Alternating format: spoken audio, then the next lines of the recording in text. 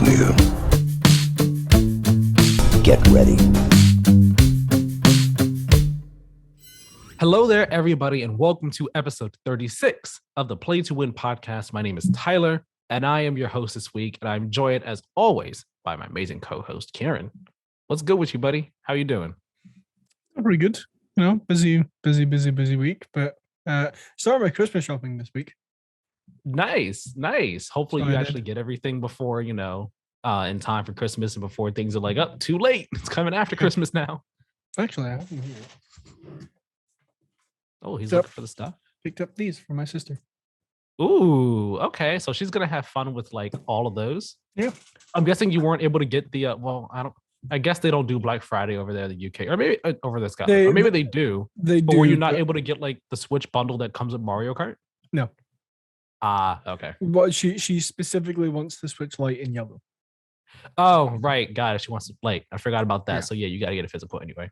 Yeah. Well, nice. She should have fun with all three of those. They'll keep her occupied for plenty of time. Mm-hmm. In case you're an audio listener and don't know, Keiran got his sister Mario Kart 8 Deluxe, Animal Crossing, and Minecraft. So she's gonna have a fun time with those.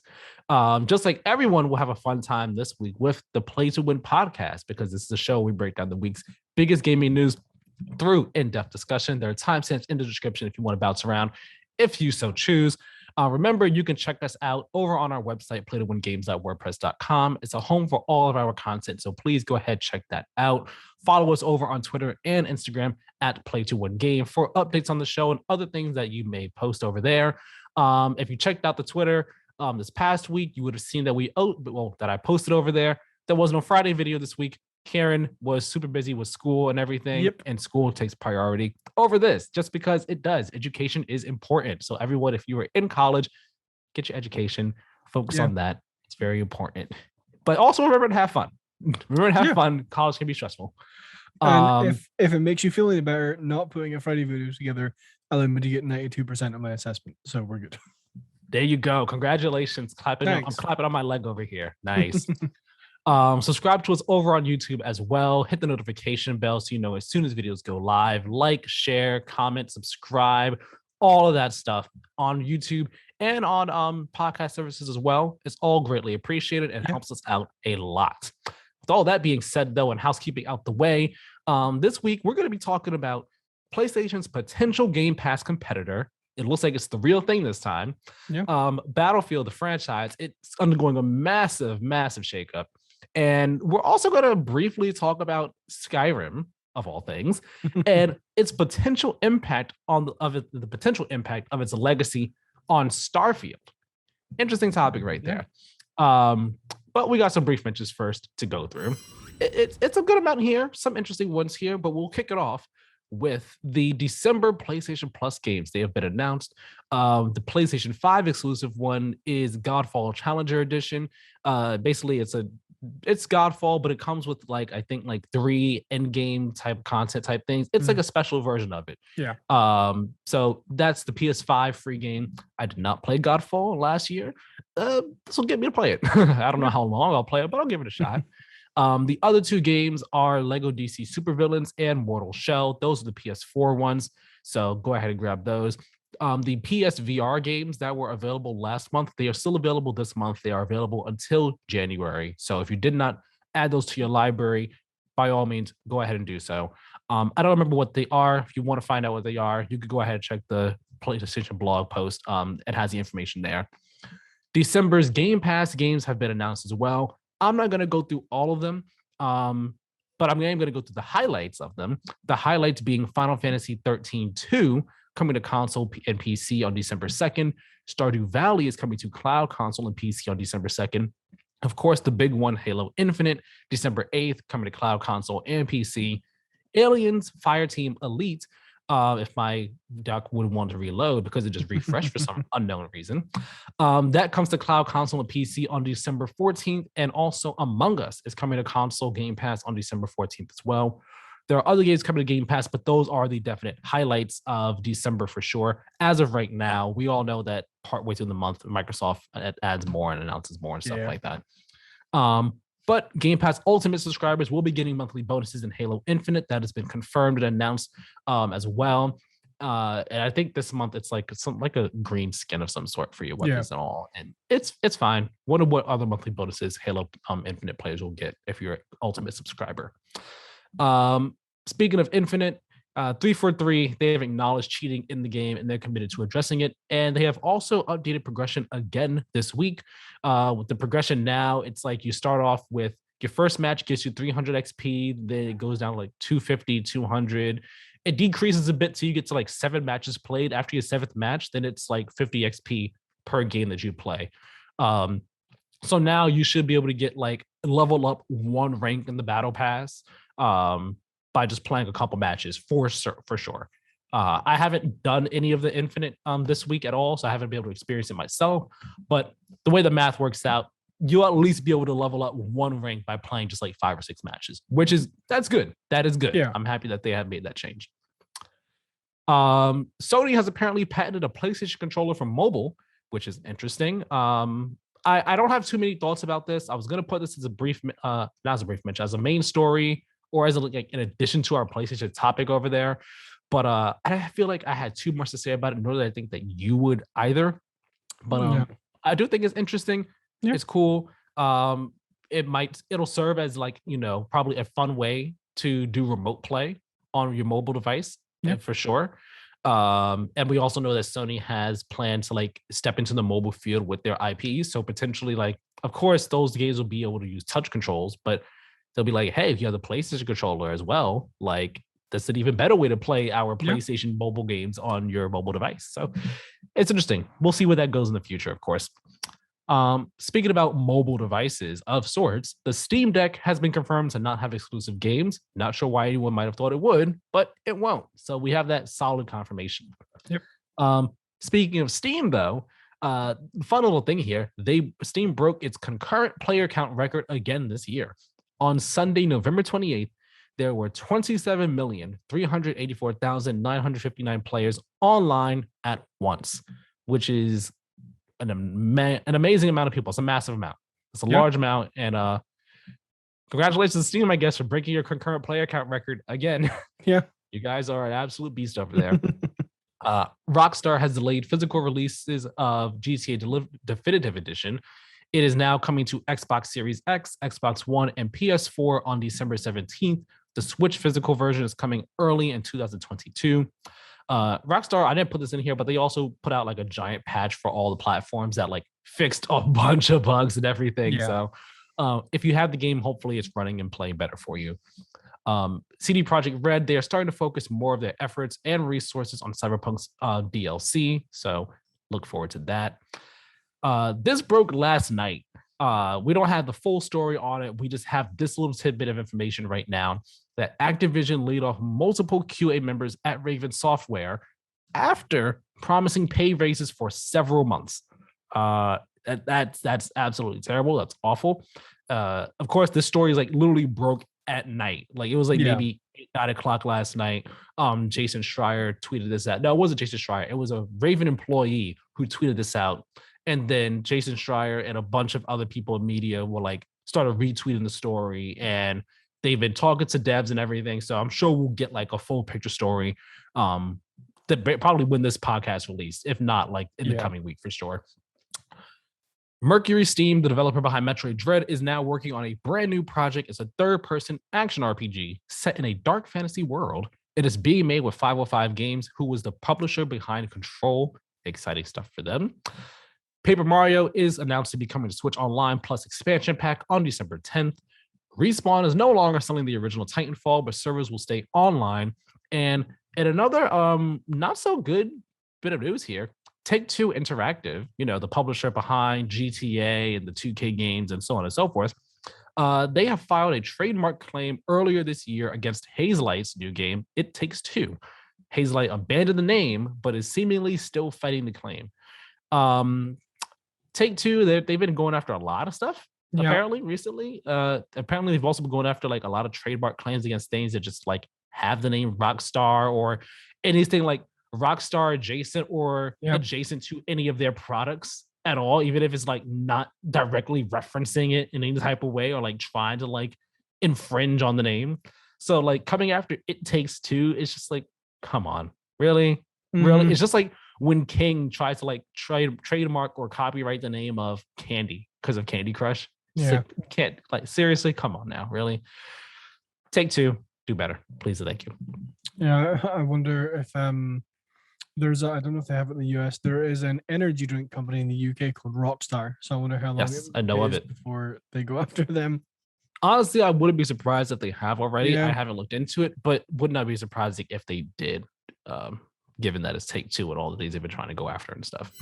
So now we're going to talk about our main news stories. And first of which, that is PlayStation's Game Pass competitor, or their seeming Game Pass competitor, Bloomberg's Jason Schreier, who always has scoops.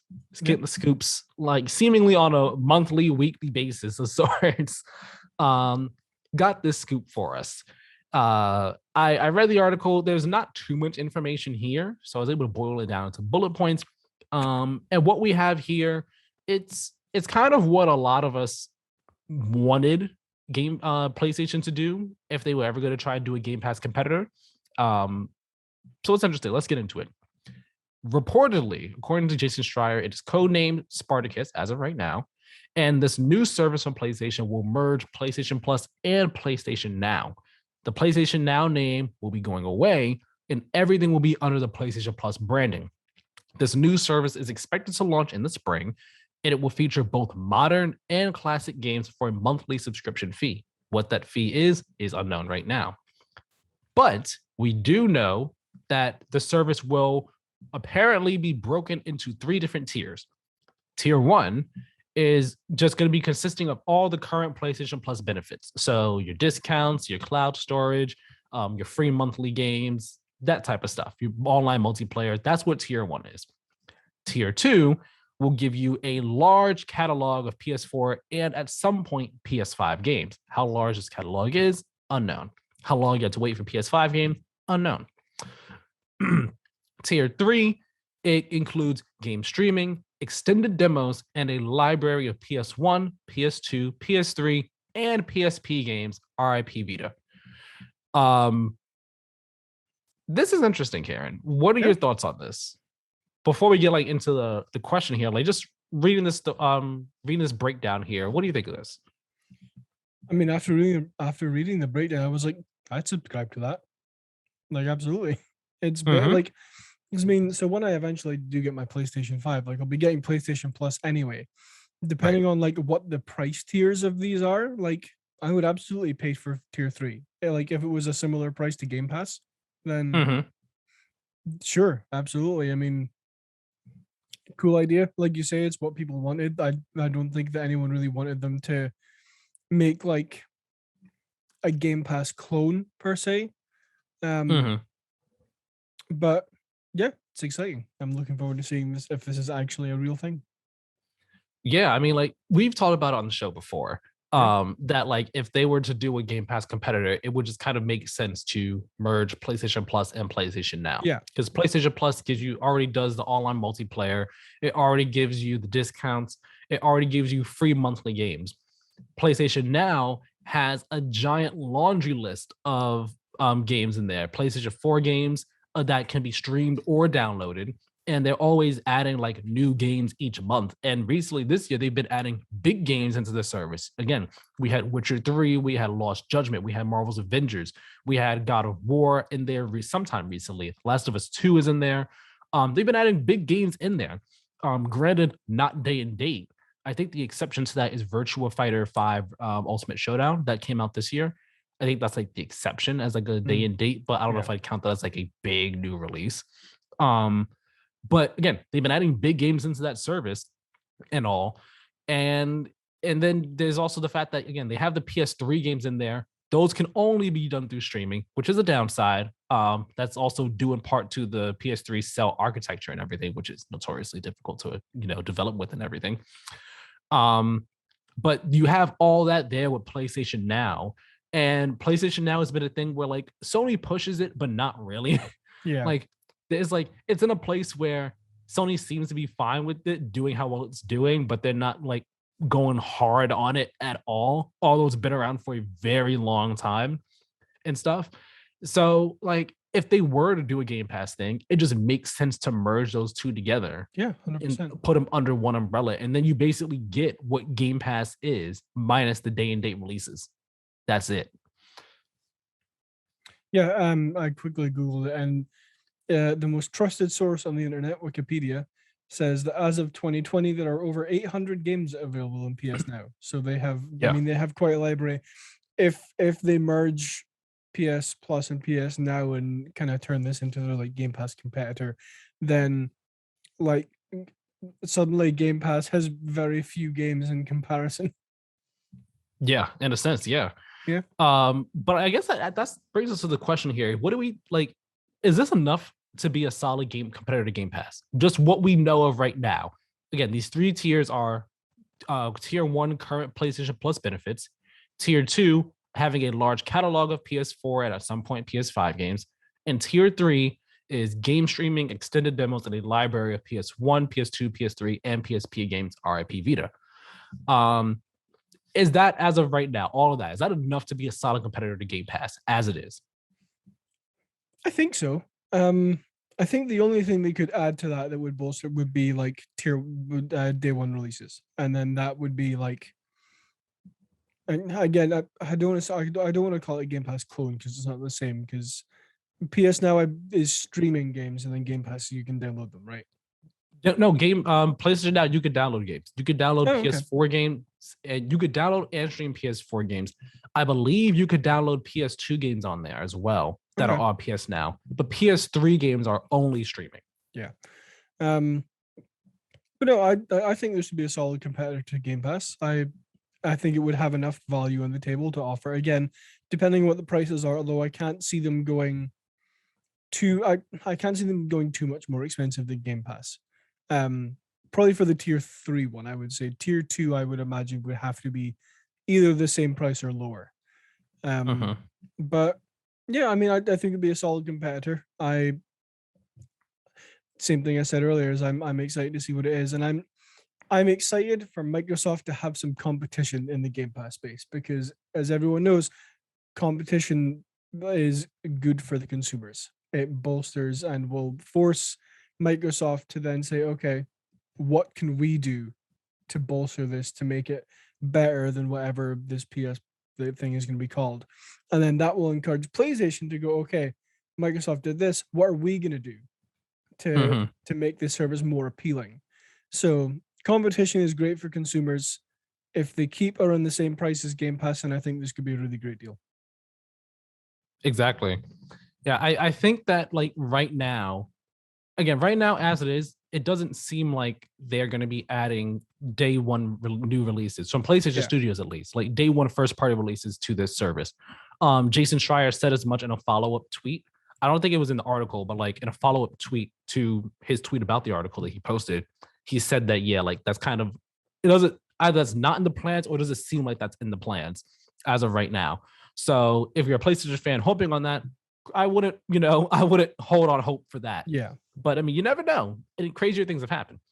I think what were you gonna say? I was just gonna say I don't think they would, because I'm sure I saw something from Jim Ryan ages ago saying that like day one releases into a subscription service isn't sustainable for PlayStation.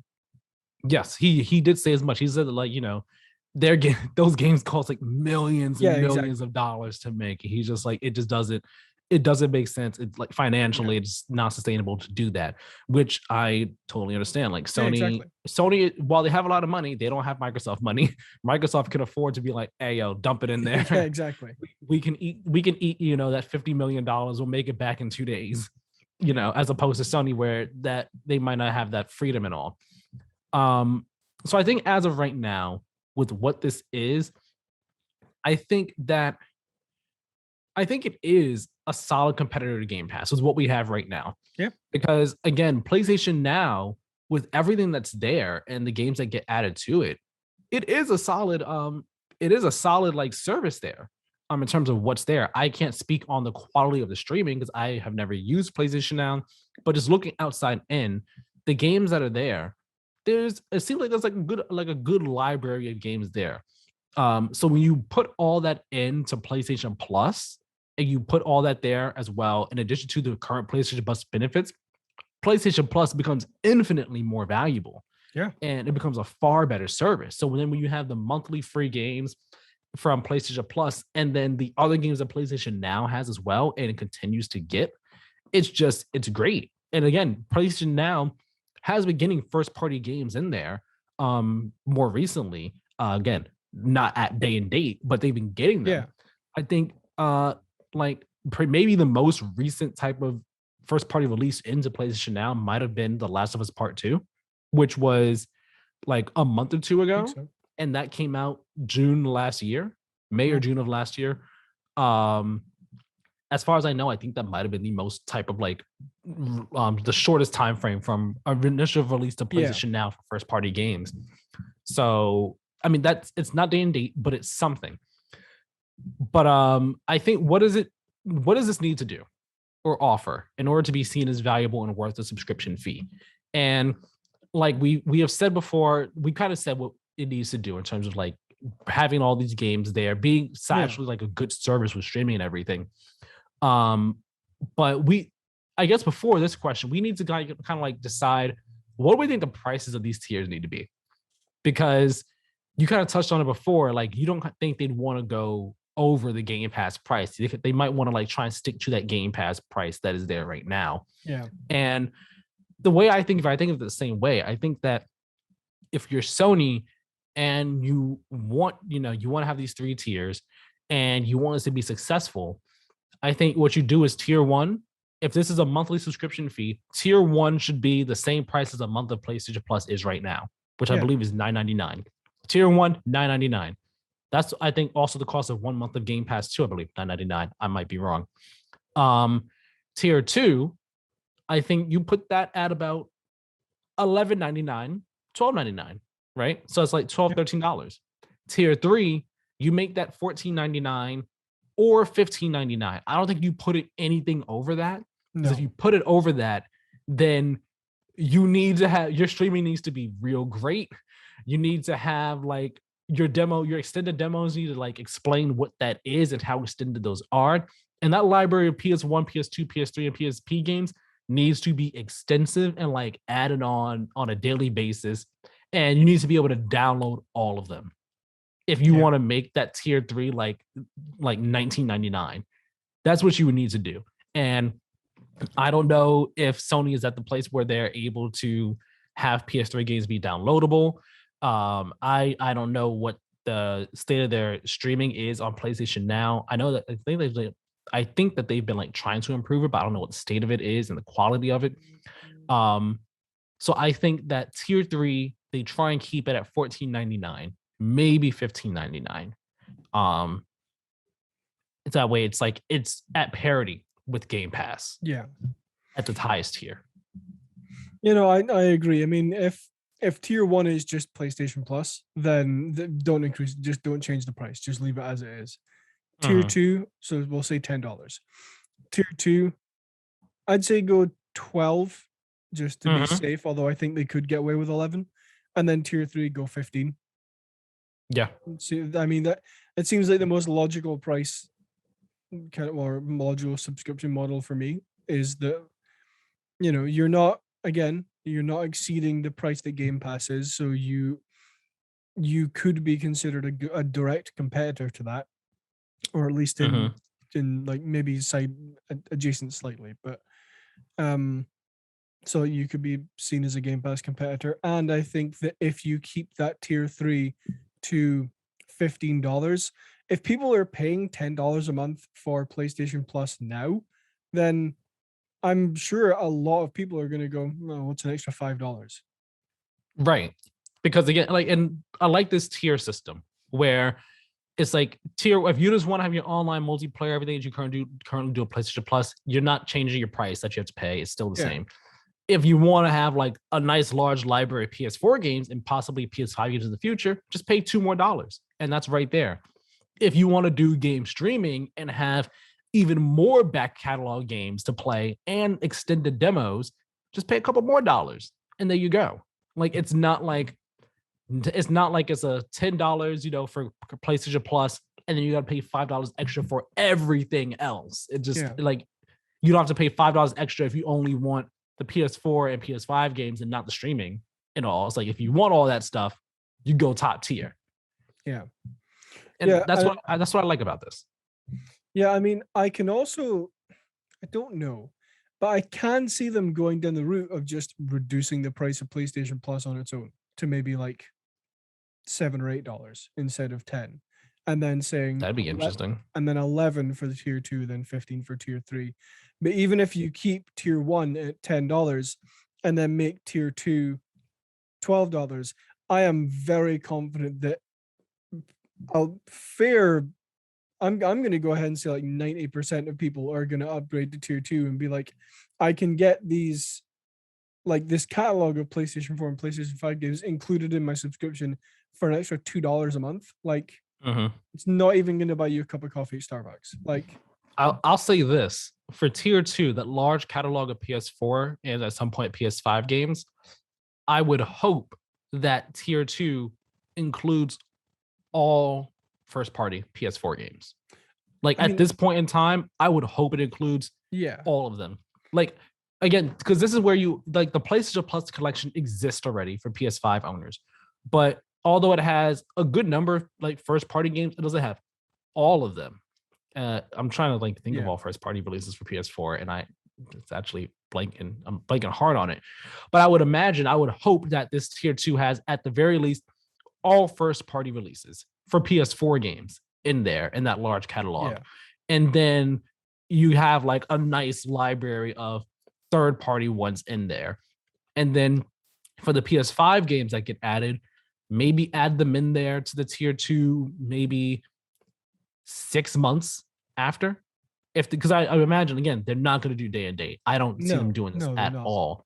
So if you're not going to do day and date, maybe do like 6 months after it gets at the PS5 games get added for your first party at the very least. I would say a year, but I think a year, while more realistic from Sony, might be a bit too long, wishfully. You know what I mean? Yeah, and I well, I don't know, a couple of things to that. One, they don't. When I said earlier that it would, I think they should include day one releases. I know, well, I don't know, but I'm confident in saying that Sony isn't going to release, Horizon Forbidden West and God of War Ragnarok and all that day one in these services. But like, just do what you've been doing for PS Plus. Just get third party day one releases into this service, and then you'll be golden. Yes.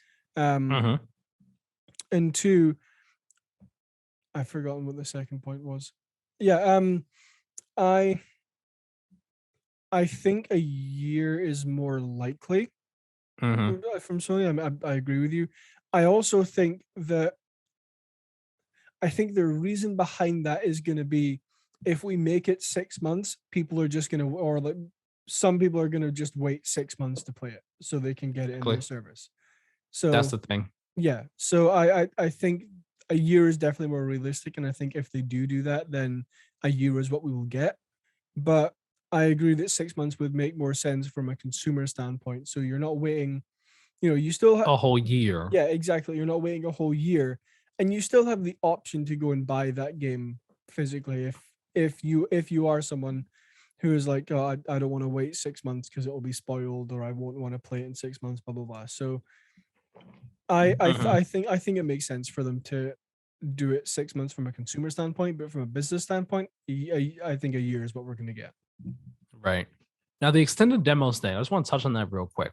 When they say extended demos, I wonder what that means. I wonder if that means they'll be doing like how they did the free game trial like a couple months ago for Death Stranding and Sackboy. Yeah. I wonder if that's what they mean. Tier 3 gets you like 6 hours, a 6-hour trial of a game. And after that 6-hour trial is up, if you want to buy it, by all means, go ahead. Or if extended demos literally means we're bringing demos like the way demos were done back in the day, we're bringing that back. A 1 hour long demo, you can play as many times as you want to, but it's only an hour. I imagine it would probably be the free trial method of like, hey, here it is, 6 hours, download Yeah. it. It's the actual game, play as much as you want in that 6 hours. I imagine that's what it would be. But I think it'd be great if it wasn't, again, limited to just first party games. It'd be cool if third parties got in on this too. Yeah. For these extended demos. Because again, that would help add more value to this service. And that's what that's what it really needs to be about. Giving the right amount of value for the right price. And again, we only know these details that we have as of right now. And even if these details are true, we don't have like the specifics and the nuances of the official announcement that Sony will give when they make this announcement.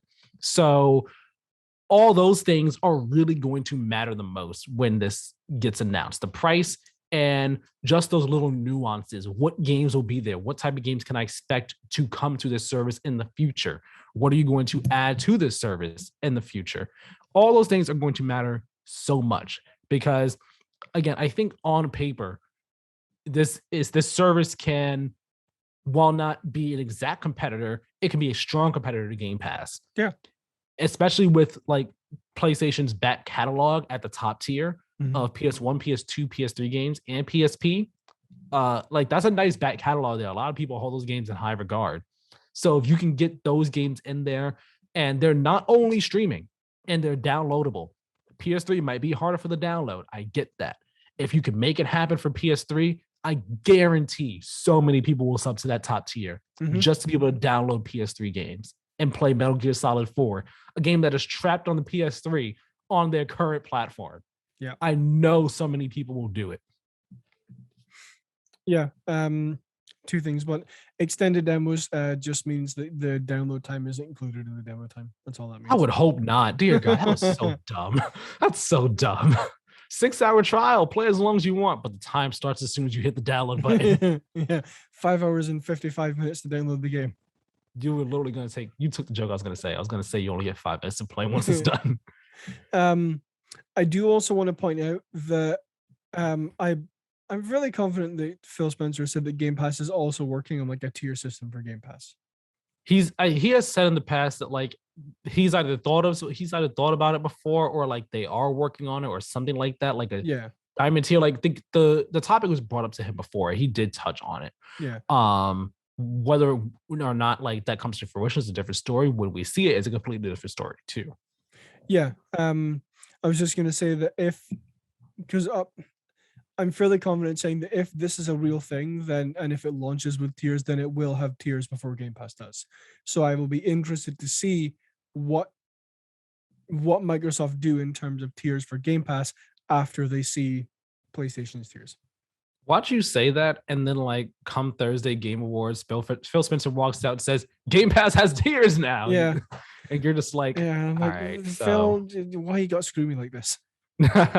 But I mean, we've talked about tiers for Game Pass before on the show, and I mean, what we talked about, the prices that we talked about for it were basically the same prices that we said for this. Yeah.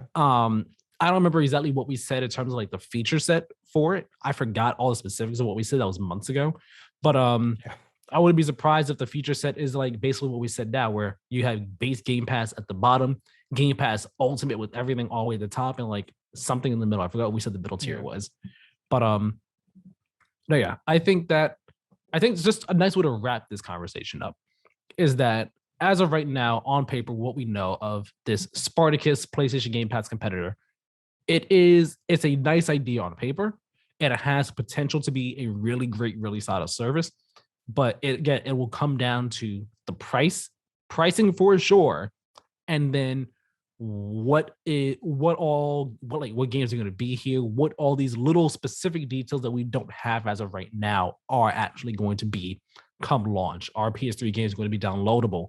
Are we going to be able to play these? Are we able to just going to be download all these games? How are the games going to be rotated in and out of the service, so on and so forth? All those little details are what's going to matter. And when we find all that out, that's when we could say whether or not this new service is actually like going to be a strong competitor to Game Pass, or if it's going to be a moment of Sony having a good idea that they don't fully execute on. Yeah. I do have one like PlayStation thing I wanted to bring up, but real quick. Wired released a video 2 weeks ago. I can't remember if we had this as a brief mention or not, but they released a video 2 weeks ago with Mark Cerny, who he basically breaks down like how they designed the PS5. It's very interesting. Go watch it. Yeah, I know of it. I did not watch it. We did not have it as a brief mention. But you thank you for reminding me because I do want to watch it. So check that out if you haven't. Yeah. I will try and check it out if I remember. Yeah, it's very interesting. Okay, now so Battlefield 2042 kind of came out with a rocky launch. Players weren't happy with it. It's apparently, featured. There's a lot of features from past games that aren't there. Like the scoreboard is kind of different. The post-game scoreboard is like, I think not there, or the game is like kind of showing you more so your kills and deaths as opposed to like, hey, your score for like doing objectives and all. There's no the specialists now, the classes aren't there. That's just like game design issues. The game also had like technical issues as well and stuff. It did not have the best launch, to say the least. And now the franchise is getting shaken up in a big way. And this is coming from GameSpot. GameSpot kind of got the scoop on this. Nice big juicy scoop over there.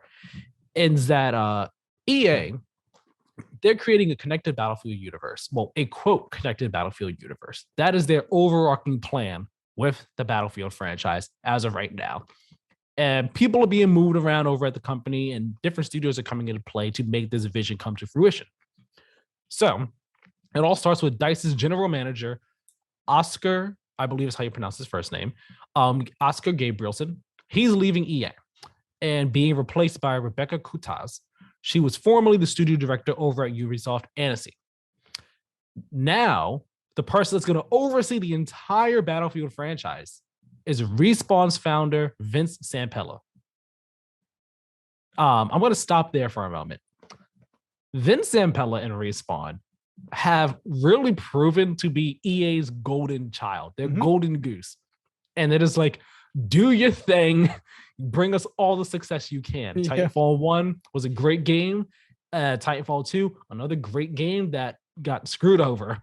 Jedi Fallen Order, a really great game. Apex Legends, smash hit success. Y'all just keep doing what you got to do over there. Do your thing. We trust you all. And now Vince Zampella, who again, Respawn founder, he was also brought in to oversee early this year Ripple Effect, a new studio that was kind of made to help with Battlefield and everything. We'll talk about them in a bit. And now he's overseeing the entire Battlefield franchise. He's doing a whole lot of stuff over there. Yeah. What do you think about that? That right there alone. I mean, I hope they're not overworking him, but like I really hope this wasn't hey Vince, you're taking over Battlefield. And like, hey Vince, or I hope it's more like, hey Vince, do you want to take over Battlefield? But like, I mean, like you say, Respawn has proven themselves like more times than not. And honestly, I think if anyone at EA was going to oversee Battlefield, I think Vince is a good choice because like him and his studio have proven themselves, like you say, to be EA's golden child. But at the same time, like, I don't want this to take away from his his focus and job over at Respawn with Titanfall and Apex and stuff. I'll say his creative input with his studio. Right. Yeah, I don't think it would, or I would hope it wouldn't.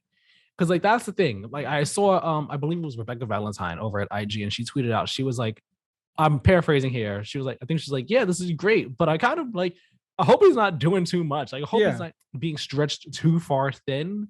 Cause like I kind of wonder, I think she's saying like, I wonder like it'd be better if there was one person who could focus solely on Battlefield as opposed to having someone who, while really great and talented, is having their focus like split between Battlefield and Respawn's own games, that being Titanfall and Apex and Star Wars and stuff like that.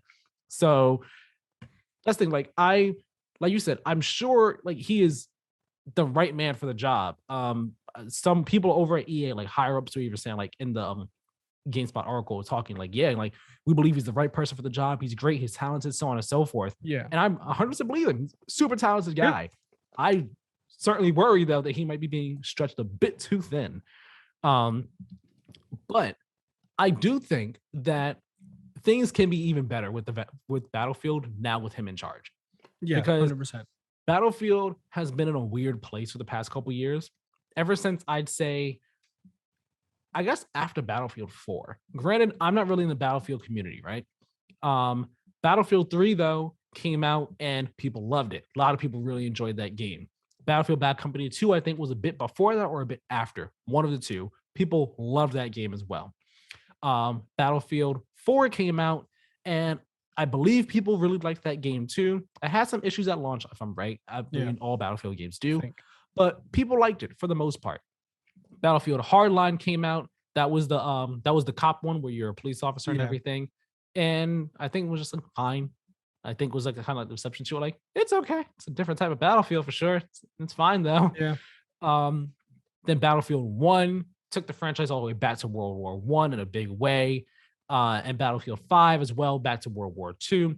And both those games kind of had like weird receptions to them, especially Battlefield 5. That was one where fans were kind of like a bit put off by it, from what I remember, from what I saw.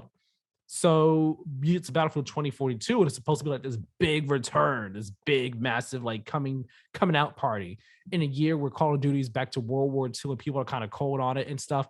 Battlefield's like, yeah, the modern day shooter, we're here to take our place, and kind of fumbled the bag miraculously. So it's like Battlefield needs help. It needs help. And I think Vince is kind of like the guy who can do that. He can, in a day where he has, again, he helped create Call of Duty. He created Titanfall, which then spawned Apex. Like, he's been behind a number of noteworthy, I guess you could say, industry defining shooters in a sense. And it just kind of makes sense to have him oversee the Battlefield franchise. If you have him in your staple, if he is able to, if he's willing to, it just makes sense to put him there. Yeah, no, 100%. Like, he has a very long history with creating and fostering very good shooters. He is obviously a very talented person. If he can, produce hit after hit after hit after hit game. So if, I mean, like I say, not that I'm like super familiar with everyone who works at EA, but if you were to give me a list of like higher up people who work at EA who could run Battlefield, I would probably choose Zampella. Definitely.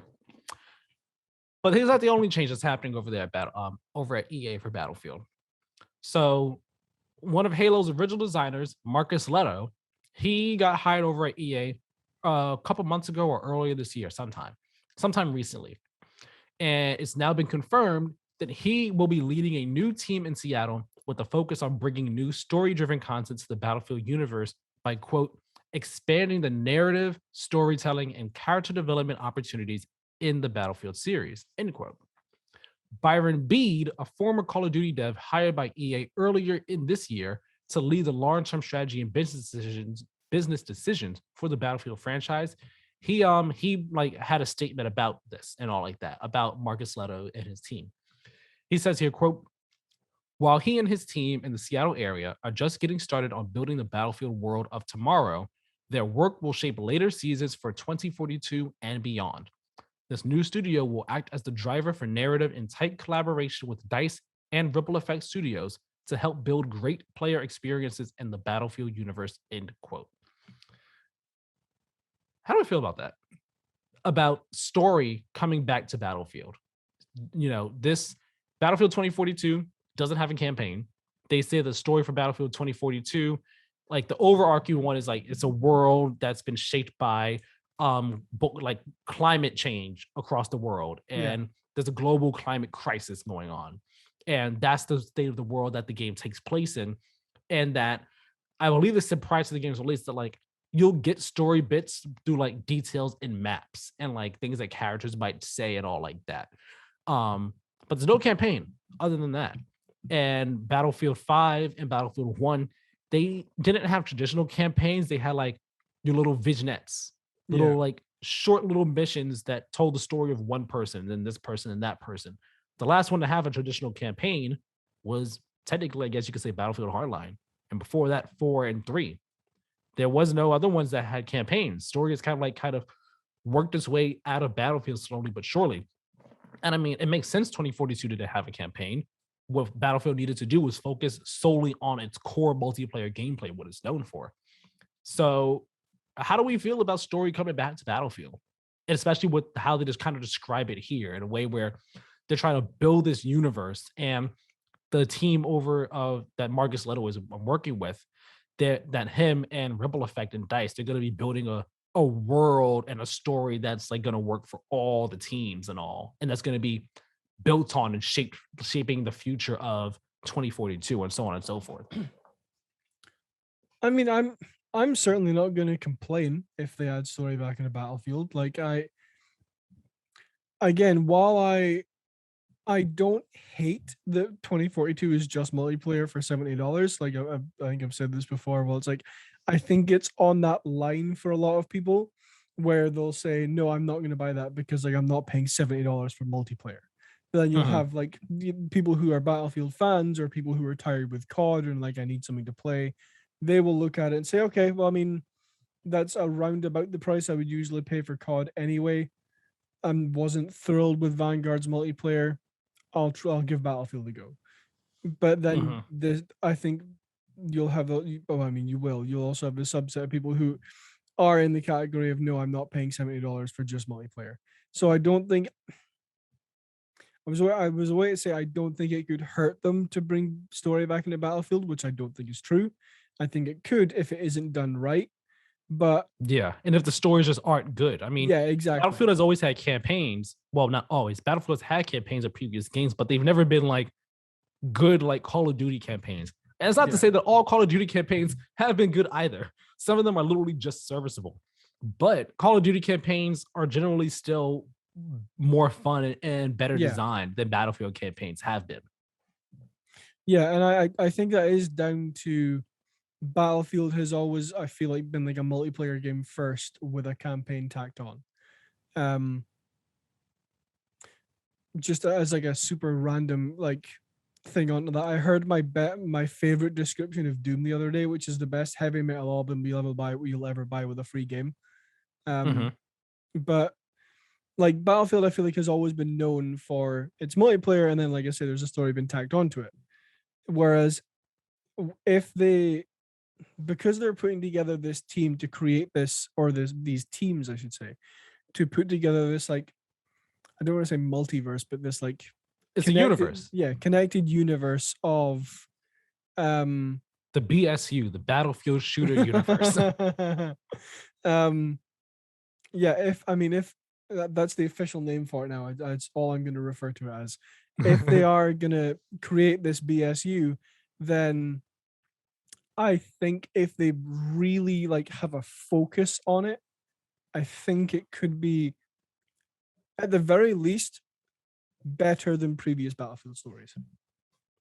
Right. And I guess it really depends on how they do this and all. Yeah. I saw some people kind of wondering, does this mean that Bad Company is going to return? People have been wanting Bad Company to come back ever since Bad Company 2. People have been hoping, are we getting Bad Company 3? Every time a new Battlefield is rumored, is it Bad Company 3? Is it Bad Company 3? Is it Bad Company 3? It's not. And then Portal, got announced, and it was confirmed that Bad Company 2 stuff would be in it. So people were like, Bad Company 3? Bad Company 3? Is that coming? Is it coming? So, I mean, I wonder, is this a potential Bad Company return? Is that possibly coming back in the future? And I mean, I think that if you're thinking story, like I'm going to read back here, they want to expand the narrative, storytelling, and character development opportunities in the Battlefield series. I think if you want to do that, and you have 2042 with specialists in the game as opposed to normal classes, I think it kind of makes sense to just do Bad Company 3 as like your first step in this storytelling, that storytelling attempt that you're doing for Battlefield.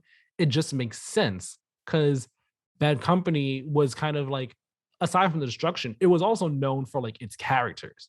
And if you want to bring them into this 2042 universe, then you can make a Bad Company game. You have the characters there, and then you could potentially even add them as specialists into 2042. If you want 2042 to be like a central thing, and everything else is kind of like in that universe and supplementing and adding on to it. And if 2042 is meant to be like this evolving game of sorts, then you have Bad Company 3. Bad Company 3, maybe it has its own multiplayer, maybe it's literally just a single player campaign. Who knows? But you want to have that cross-pollination to show that everything's connected. You add those characters into Battlefield 2042 as specialists as well. If you are like committed to specialists being a thing.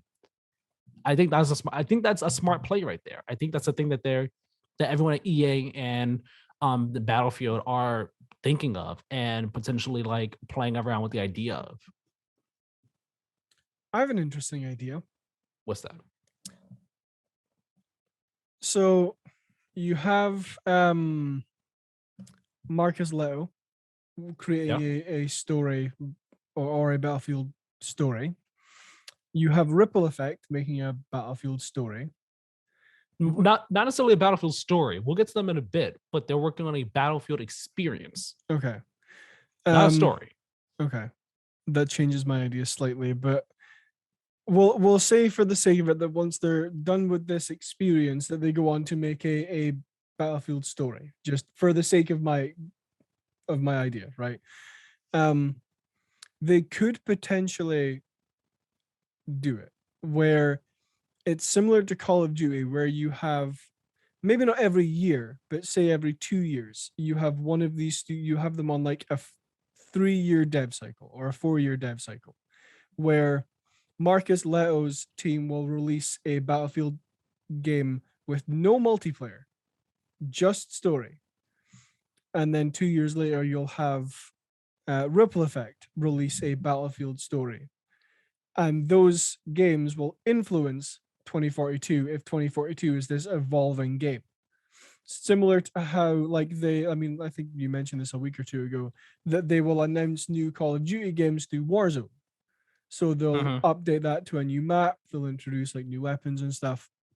You could do kind of the same thing with Battlefield, maybe not like announce the game, but have it so that you are releasing, a Battlefield story, say every 2 or 3 years, and then that affects 2042 for, you have like a 2-year plan for that kind of story within the Battlefield universe. And then when the new one comes out, you have this new effect on 2042. So you jumped ahead to the end of my Battlefield discussion here. Oh, did I? I didn't. Yes, you did. So we'll get to that in a moment. We will get to that in a moment. Because Ripple Effect, like I did say, Ripple Effect, they are working on a Battlefield experience, as they say here, quote, a new Battlefield experience in the Battlefield 2042 universe, end quote.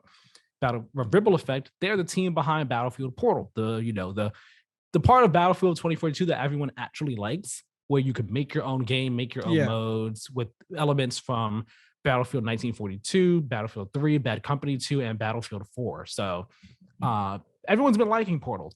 What this new experience is kind of a question mark.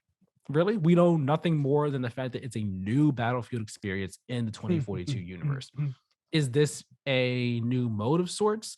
Is this potentially they're working on a free-to-play game? I mean, EA in the past, it's in one of the articles here, actually, that I have linked.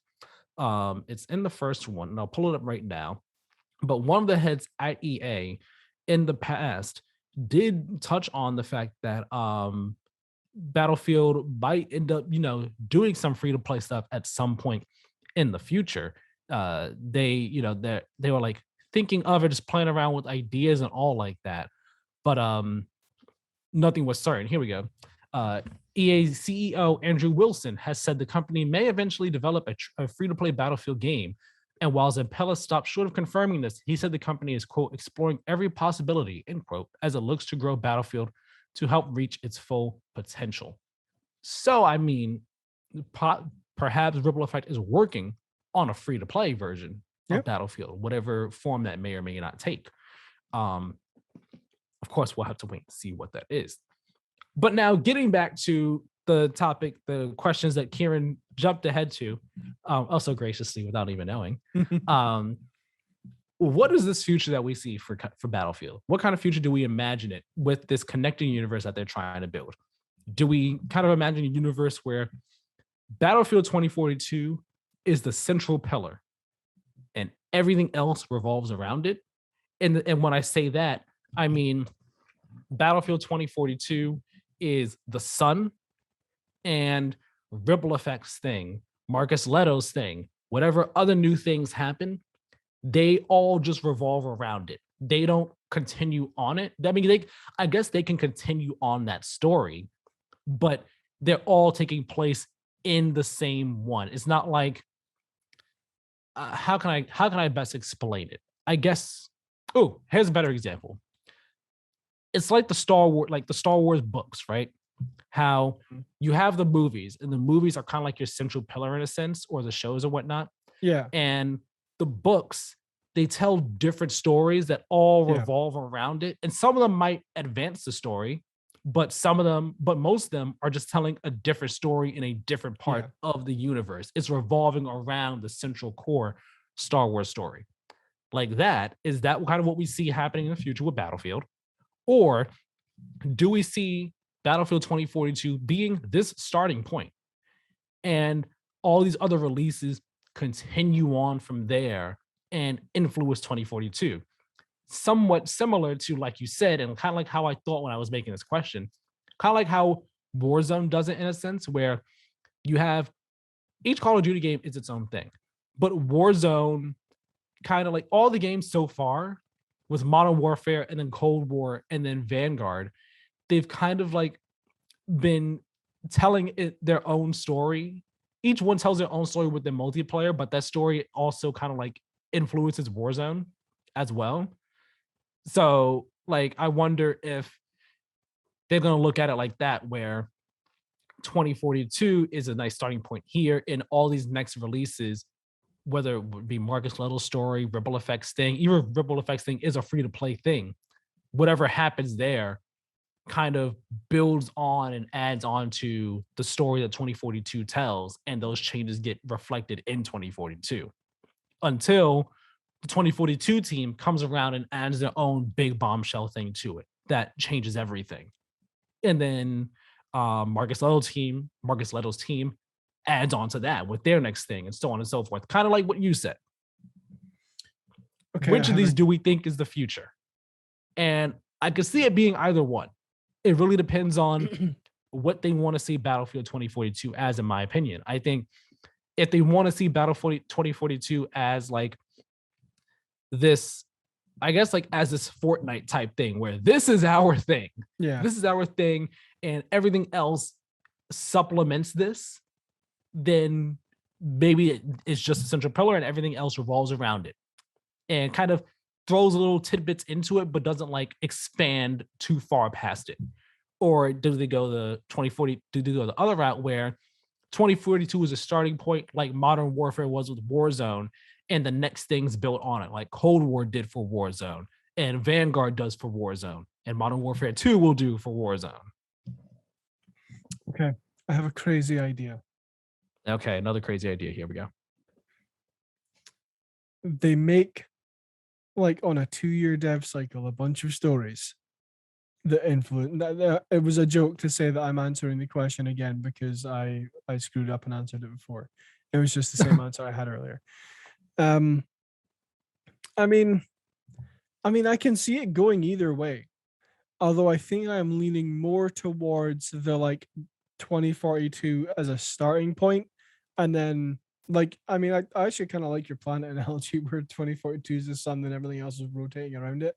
I kind of like that idea, and I think that kind of describes what I think it will be like, where 2042 is going to be this like thing that everything is connected to and revolving around, and is like influencing 2042 while also being separate enough that you're not like, oh, this is just more of the same. Mm-hmm. Yeah, I'm really, like I said, it kind of depends on how they see 2042. Yeah. Do they see 2042 as like their Warzone as their Fortnite that they plan to build on for years and years? Or do they see it as Battlefield 2042 is this year's Battlefield release? And next year's Battlefield release will be the next year Battlefield release. I'm not saying it actually next year, but I'm saying like the next Battlefield release is the next one. And 2042 will still exist, but the next one will do its own thing, and some elements from it will be shown up in 2042. Some elements might be there, but the next one is like kind of like the next one that just continues on and so on and so forth. It's really interesting. I'm fascinated by this future, but I do think part of me was wondering, is this Battlefield plan here? Is this a result of Battlefield 2042 kind of like not floppy, but like having a terrible launch and not having the reception that people wanted it to? Or is this something that's been in the cards for a while? And I mean, I imagine this is a plan that's been in the cards for a while. You don't have plans like this that just come up overnight. Like this is something that they've probably been thinking of for a while. And like we said at the start of all this, like they said for 2042 before the game came out, it doesn't have a traditional campaign, but there will be story stuff that like gets added to the world to build it out over time. Yeah. So I imagine this plan has been in the cards since before 2042 even launched. And we're just now seeing like the fruits of it. I think the Vince Zampella part might have been a response to the reception of 2042, though. Yeah. I don't think that's been in the plans since earlier this year or like the past year or two. I think him being there is definitely a like part of the plan to get things back on track and to help make this Battlefield universe have some sort of cohesion and not be slapdash just type of things where like we're throwing stuff at the board and seeing what sticks and making things work. Like he's gonna bring everything together and make it unified and make it a whole and make it make sense. Yeah, I think so. Like that. I mean, like you said, this sort of thing doesn't get done overnight. Like they will have been working on this for months, if not over a year. I do agree with you that I think the Vince Zampella thing was in response to 2042 not having the best launch or the best reception. So they're like, okay, we're going to put someone in charge who knows shooters to try and fix this. Mm-hmm. But no, I can't imagine that this deal was just like, hey, we're just going to do this and we're doing it now. It was more of a like, hey, let's see if we can explore this a bit, which then led to, okay, let's do this. But I think this is all in culmination of Battlefield Firestorm 2.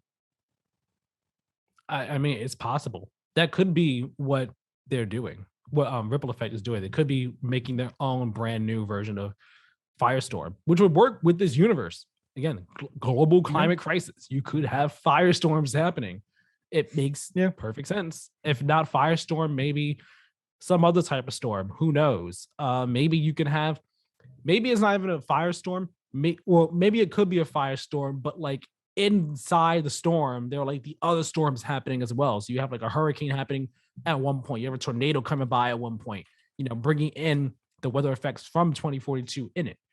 And I do want to start wrapping this conversation up. Yeah. But I do think that Battlefield right now, it was before 2042 came out, it was at a place where like 2042 was supposed to get it back to good graces. It was supposed to be the Battlefield game that kind of fixed the franchise in a sense and had it going back on the right track. And now more than ever, Battlefield needs to like get itself on the right track because right now it's trying to chase other ideas and not really stick to what it is best at. And again, I say that because no one really likes the specialist idea. People aren't a fan of specialists being in the game. They're not a fan of losing that class system that was in past games that, really emphasized teamwork and all. Because I mean, while I said I did enjoy playing the Battlefield beta and like that bit of feeling of like teamwork with like me shooting with my teammates into like a tunnel, you do lose the teamwork aspect of like, I don't have ammo. Someone throw down an ammo thing because you're an engineer or whatever. You're an assault guy. You're a medic. Throw down a health pack for us and all like that. Keep us alive. Like you don't have that in 2042 unless you're working with a team and your team is like, hey, I'm gonna do this. I'm gonna do this, so on and so forth. So right now they're trying to chase trends, and it seems like with this universe, they're also trying to chase trends. But I hope that with this connected universe that they're trying to build here, that they're able to get back to Battlefield at its heart and its core and what Battlefield really is, or at least do it in a way where, yes, we're chasing trends, but we're marching to the beat of our own drum as we do it. Yeah. Like we're chasing trends, but we're doing it our way in a way that is true to Battlefield and is unique to us. And hopefully that works for them. Just real quick, did you get my Firestorm joke? You said Firestorm 2.0, right? Yeah. The battle royale that they came out with and everyone immediately forgot about. Yeah, I know. Okay. I know what you're talking about. That's why I said. Okay. That's why I kept going with it. I was just like, yeah, they could do a new Firestorm thing. I know exactly what you're talking about. I thought you were saying like just now that there was like a different meaning. I'm like, did I miss the joke? Then No, I'm just. Were you referring to like the comic book character Firestorm? Because if so, I definitely missed the joke. Fantastic Four crossover. That's what Battlefield needs. That's not the Fantastic Four character. Is it not? No, that's the Human Torch. That's Human Torch. Firestorm is a DC character. I'm just gonna sink into my chair now because I'm not a proper nerd. Yes, as we move on to talking about Starfield and Skyrim's potential impact on it. So this comes from. Well, actually, let me start all this off. Earlier this week, Bethesda and Xbox, they released a about 7-8 minute video, just a dev talk. Todd Howard, I forgot the game director's name over there, and I apologize because I'm sure she's a wonderful lady. And the other guy, who I believe is like an art director over there at Bethesda, sitting down, having a roundtable talk about Starfield. What they want the game to be, just like what development has been like in terms of like ideas and all. We see some new concept art for the game, some motion concept art. I'm liking this art. I'm liking the world, the vibes, the universe that they're building out and everything. I'm excited for it. And they talk about just like in the videos, Todd Howard talks about how like Starfield has two of those step out into the world moments. How in their past games, normally there's one where like in Fallout 3 and 4, it's stepping out the vault. In Skyrim, it's when you finally, after you get out the tunnels with the homeboy who saved you, get out the tunnels and you're in the open world, just like, oh man, I'm there. And Oblivion, it's after you get out the jail, after you leave the jail, after you leave the sewers and stuff with the king, I forgot his name. You get out and you're in the world, like those moments. Starfield has two of those where you're like, whoa, I can only imagine what those are. One is probably being on the planet, the other probably where you actually go into space and stuff. But he also talks about in here, he mentions a bit where he says that Skyrim kind of like changed the way they want to make games and all like that because of its impact and how people are still playing it all these years later. They didn't imagine that would be the case. And Jeff Grubb over at Gamesby, he kind of wrote an article about this. And with his thoughts on Skyrim, with his thoughts on Starfield and the impact that Skyrim may have on it. And the story is titled, Will Skyrim Ruin Starfield? And I want to grab a bit from this article here. It's from a section here titled, Starfield will launch in the shadow of Skyrim. So he goes on down here to say this. He says here, I'm not reading the quote that I have in the doc. I'm just reading a different quote here. First, he says here, quote, the legacy of Skyrim is that it is a decade-old game that has not fallen off with time. It's something that thousands of people still play every day, and that is without any online multiplayer or live service components. The world is simply so compelling that people find themselves going back for years. That longevity is something that Bethesda stumbled into. So then you move on a bit into this article here, and he goes on to say how Todd Howard kind of acknowledged this, and now that's something that they think about when designing a game. So now I'm reading here from the article again. Todd Howard saying, quote, I think we underestimate how long people are going to play. Look at Skyrim. We sit here 10 years later, and it keeps having this life. It changes how you want to create something, end quote. Now, this is the quote that I have in the doc from Jeff Grubb himself, where he says, that gives me pause. Bethesda did not end up with Skyrim by setting out to build an everlasting world. It designed a dynamic world with the expectations that it would fill out an average playtime of 20 to 50 hours. But now Howard says he wants to change how he creates things to cater to that longevity. What if it's one of those things that you could lose by chasing it? And that's a good point. It is Yeah. something that I don't think I've thought about prior to now. And it's not something that I've even thought of. I don't think many people have thought about the fact that Skyrim is this juggernaut of a game that is being sold in a brand new edition 10 years later Yeah. with all the DLC in it. If you have the special edition, the only new thing with this is mod coins. That's it. You get points to get mods and stuff. But it has such a legacy. And I mean, I love that game. Have I beaten Skyrim? No. I am nowhere close to beating that game. Yet I have put, I think, like 70 something hours into it. And I simply just like, most of that is just me doing side quests and just walking around the world. And sometimes even now, it's a game where I know I can go back and play it whenever I want to. And I might be lost in the main story, but I don't care because I could jump in and out of that game and just do what I want. I could go pursue this side quest. I can just walk around the world, and just walking in that world and exploring. It's so immersive, enrapturing. Mhm. It's such a compelling experience. Like I go into that game, I'm just like, man, this is a real place. This is a real world I am in, and I love being here. For me, I liken it to Sword Art Online, where they're in that game and they're just like, like it's a VR game, but like they're actually in it.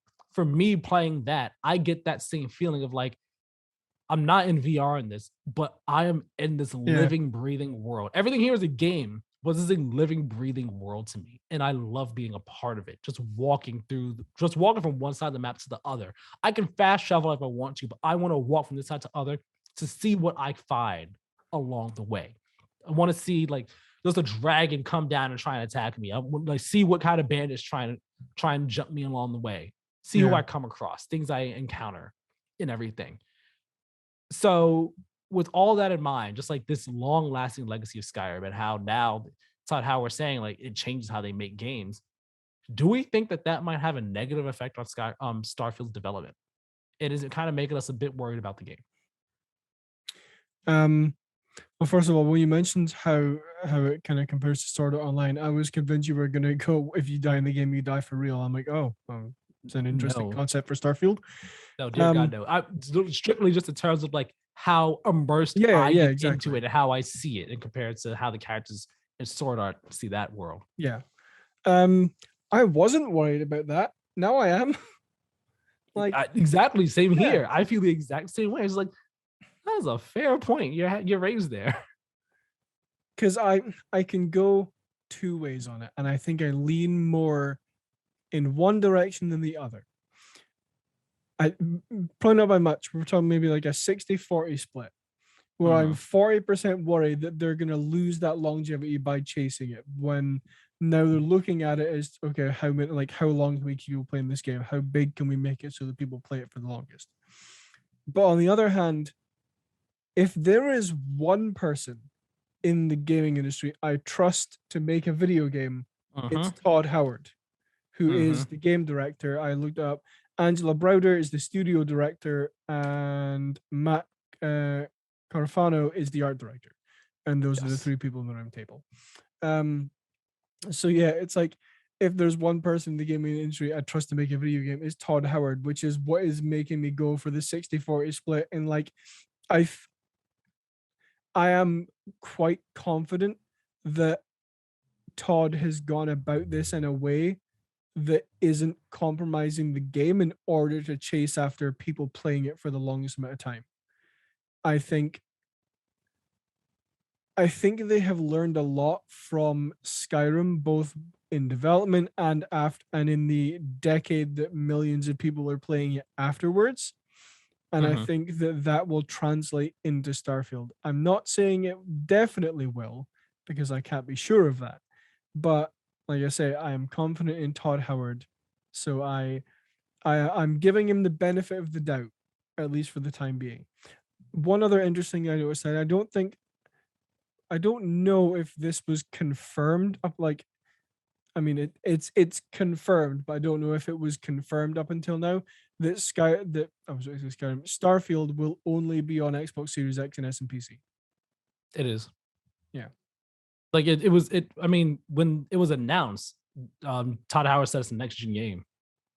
There you go. Yeah, I He was said it's a more next gen game, and in the video, like, and I'm pretty sure it didn't pass videos. It talks about the game. They've said Series X and S and PC. yeah, probably.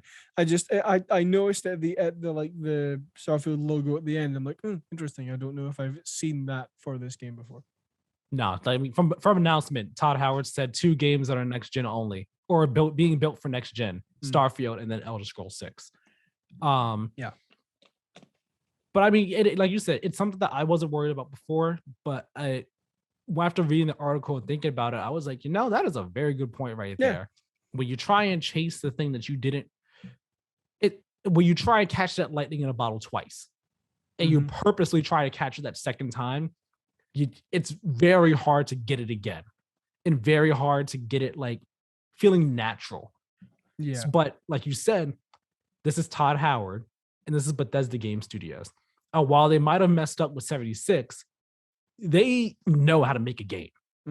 And they can make really great games and really amazing worlds that you just want to live in and be a part of and spend all your time in. For all the faults that Fallout 4 gets, I really enjoyed that game.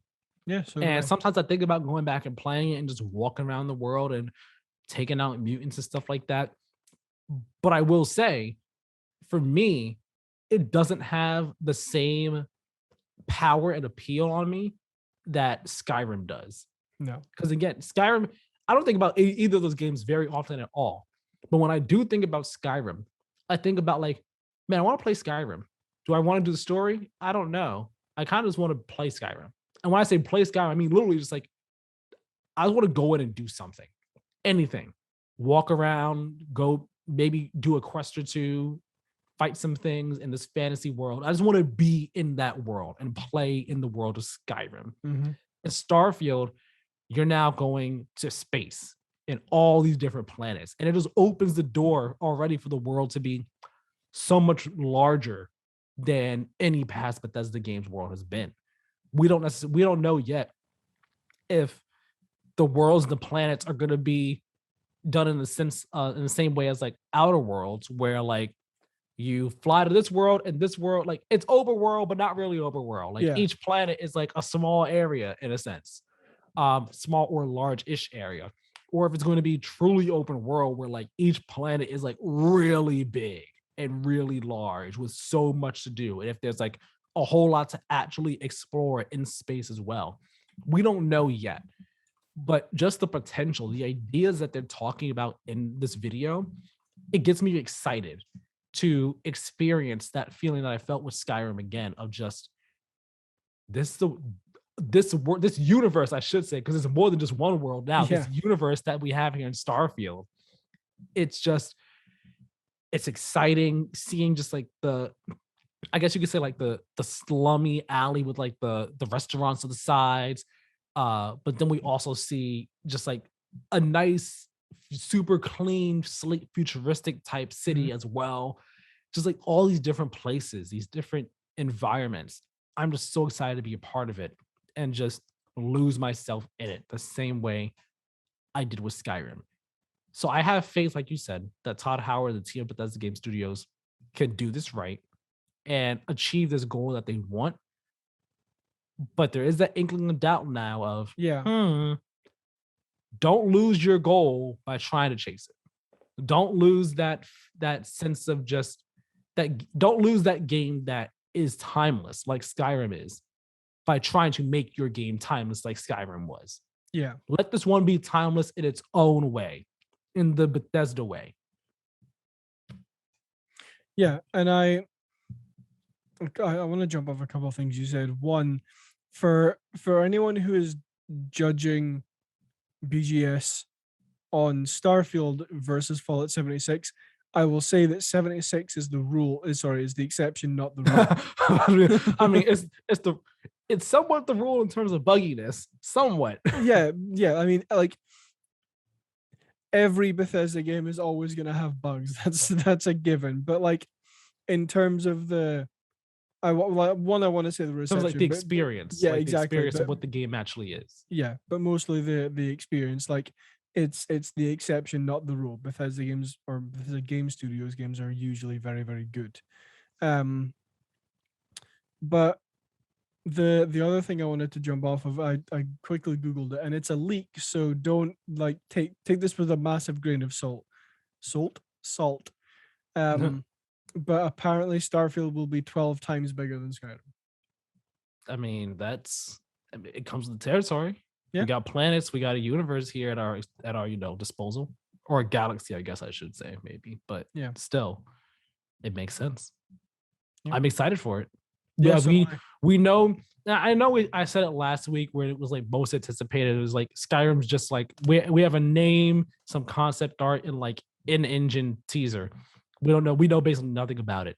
We still know basically nothing about it. So my excitement for it is definitely lesser than that of like Horizon or God of War, where we know way more, and those are much closer as far as we know. Yeah. That being said, though, I'm still very excited by Starfield and what this game is and what this game, what we know of this game to be and what this game could be. I'm very excited by it all. Me too. You have any final thoughts on Starfield before we wrap up our news and start talking about what you've been playing? Just that the concept art they showed during that roundtable was very, very good looking. It is very good looking. If you haven't checked out the video yet, by all means, go ahead, check it out. It's on Xbox's YouTube page, probably on Bethesda's YouTube page as well. Yeah. I forgot what it's called. I think it's like called Behind Starfield or something like that. It's there. Go ahead, check it out.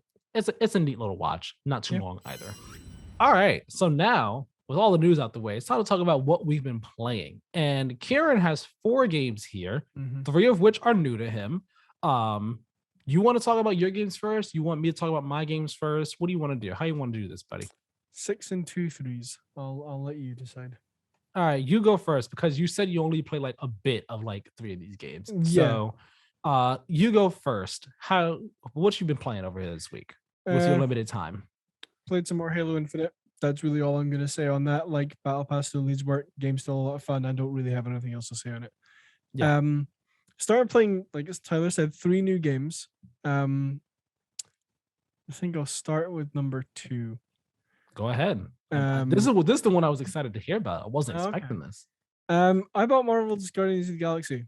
That's not number 2 on your list here. I'm at number 2 of the new games I'm playing. Gotcha. Okay. Well, that's not the one I was excited about. But I'm looking forward to hearing about this. Yeah. I bought Marvel's Guardians of the Galaxy just because I like from when I initially like saw it when they had that like gameplay demo of them walking through like the yellow planet. I was like, this looks cool. This looks like a lot of fun, but it's not something I'm gonna rush out to go and play. But I was like, I'll pick it up if I ever find it like on sale or something, and I did. I got it for £25 instead of 50, so basically half price. It's fun so far. Like it's really, really good looking. It's a very visually impressive game. But I'm enjoying the conversations and the banter between the Guardians. I am like, this game has the best soundtrack ever. It's like all of my favorite songs. Like I don't want to say my favorite songs, but like my favorite, a lot of great songs. Exactly, a lot of great songs. Like my second favorite genre of music is 80s music. So I'm 100% digging the soundtrack for this game. One mechanic I didn't think I would like as much as I do is like so you only play as Star-Lord. That's the only character like you control. But then you can the others you just like direct. Yeah. The others you open up, it's called like the Guardian wheel or the Guardian menu, something like that. But you hold LB on Xbox and it brings up the other members of the Guardians and you can tell them what to do. So like Groot has the ability to trap and like a group of enemies in roots, and then Rocket throws a grenade, and then Gamora slashes them with her sword. I didn't expect to like that as much as I do. I thought like, oh, I'm not really going to use that, or like it's going to be like, annoying during combat to have to stop and do that, and then but no, it's fluid, it works really well. There's a very good range in abilities to where like everyone has a specific role they can play during combat that will help out in different ways, which I really enjoy. Mm. Um, That just made me think of Final Fantasy 15. And because in 15, like the characters, your party members, the boys, they fight on their own, they do their own thing. But each of the characters, they also have an ability that you can command them to do. And like Prompto, his abilities are more so about um crowd control in a sense, yeah, and debuffing ability enemies like that, or getting them all like in one spot. Gladio, his abilities are more like, I'm gonna take out like a large group of enemies, or I'm just gonna do a heavy amount of damage on one enemy or something like that. Whereas Ignis, his abilities are more so like support ones. So his might be like he heals everyone up, or he'll infuse your attacks with a certain element. And Noctis, he doesn't really have any. But those are like, you can command them to do those at different yeah, points in time. And like you can like you set them in the menu so that when you set one, that's what that one person has. But that just made me think of that. And I like that system in 15. Like it was real fluid and everything. The meter charges up quickly and stuff. And it was like integral to combat. It was really important to use those. yeah. There is a mechanic. For the life of me, I've only played like the first mission, maybe mission and a half of Guard, like of basically all the games on this list actually. Just due to time, but I'm still trying to learn the names of everything. But there's an ability you have that like you press LB and RB, and it like huddles your team together, like in the middle of a Yes. fight if things aren't going well. Um, which I I quite like, because it gives you like a damage boost and like resistance and stuff. But the first time I tried it, I got it wrong, and everyone was like, "Oh, screw you, Peter!" Like, it wasn't a good time. But I've only done it twice. Once the first time I failed, for the second time I succeeded. Um, but I also think like that adds like an interesting aspect to combat where like you could. So there was a fight I was doing where everyone but me was down. I was the only one Mhm. up, and then when you huddle people, if you fail, they'll stay down. If you succeed, then like they'll get up, and like you'll get boosts and stuff. Um, I feel like it adds an extra layer to combat where, like, like the I'm trying to think how I would phrase this. The You will either succeed or fail that fight and die, depending on how you choose in that huddle. If that makes sense. Okay. Yeah. Got it. Um. Yeah. That's all I'll say about Guardians, because I feel like it's taking a little too much time. But yeah, I'm enjoying it. I'm definitely gonna be playing more. Nice. I'm looking forward to playing it myself. I'm hoping to get it as like as a Christmas gift. And Yeah. if I do, I looked up how long the beat time. I don't think it's any longer than 15, 16 hours. So I should hopefully be able to knock that out during the holiday break that we're gonna take. Yeah. That way I could talk about it come GOTY time Yeah. next year. Looking forward to that. What's your next game you gonna talk about now? I'm gonna make you wait a little bit more and talk about All Chorus. right. All right. Gotcha. Um, Chorus came out yesterday as of recording. Yes, We're recording December on the 3rd. Yep, we are recording on the 4th. Um, it's okay so far. It's Okay. like it's fun, right? Like the mechanics are definitely there. It feels really good to fly about your ship.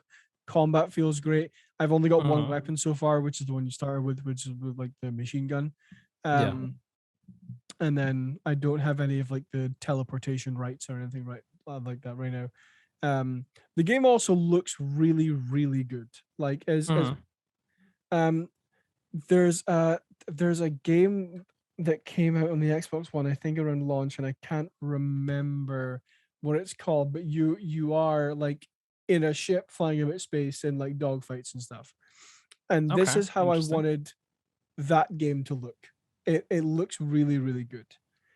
Okay. I Nice. have a big issue with it What's that? so far though, is that this I've played, I think maybe the first 2.5 missions. I played it for about an hour and 15 minutes. Mhm. Mission objectives are so difficult to find. Like What do you mean?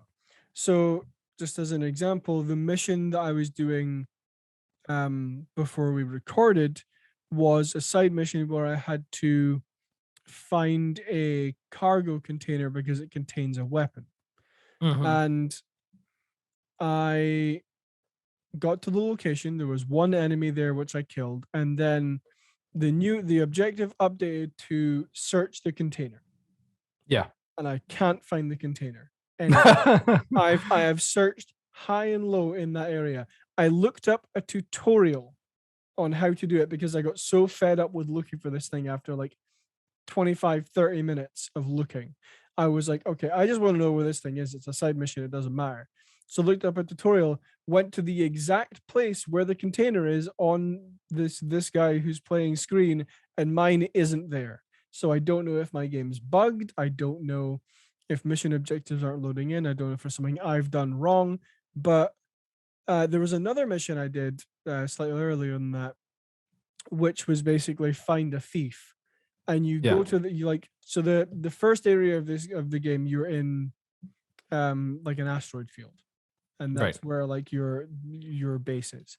And you're searching in this asteroid field for the thief, but like the objective is find the thief, and it gives you no indication of what direction to go at all. You're just flying about hoping you find them.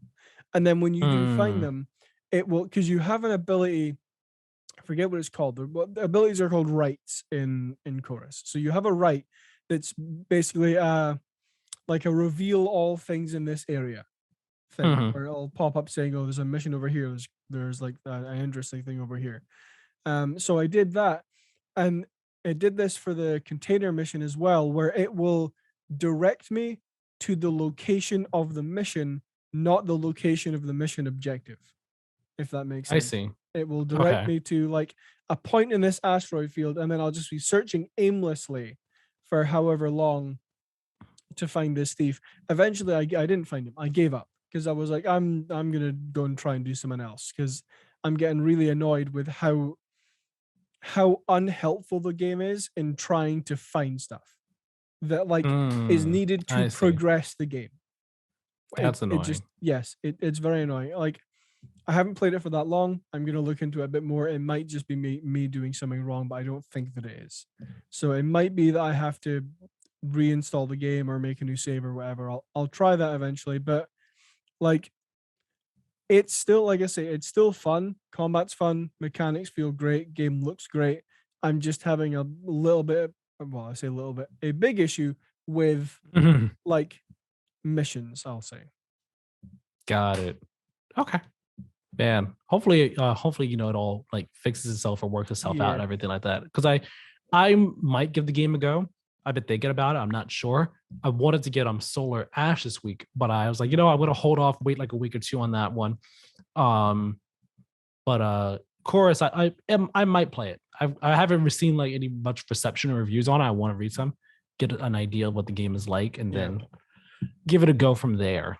Um, you got any more thoughts on Chorus or any final ones? I'll just say that if I can figure out this mission thing, then I would, and like after I play a little more, as where I am right now, I would probably recommend this game if it's a type of game you want to play. But if I can't figure out this mission thing, then I wouldn't recommend it. Hey, they give it. Hopefully, it figures itself out. That way, you can get the Exactly. Keiran stamp of approval. Exactly. That's But the key success factor to every video game is the Keiran seal of approval.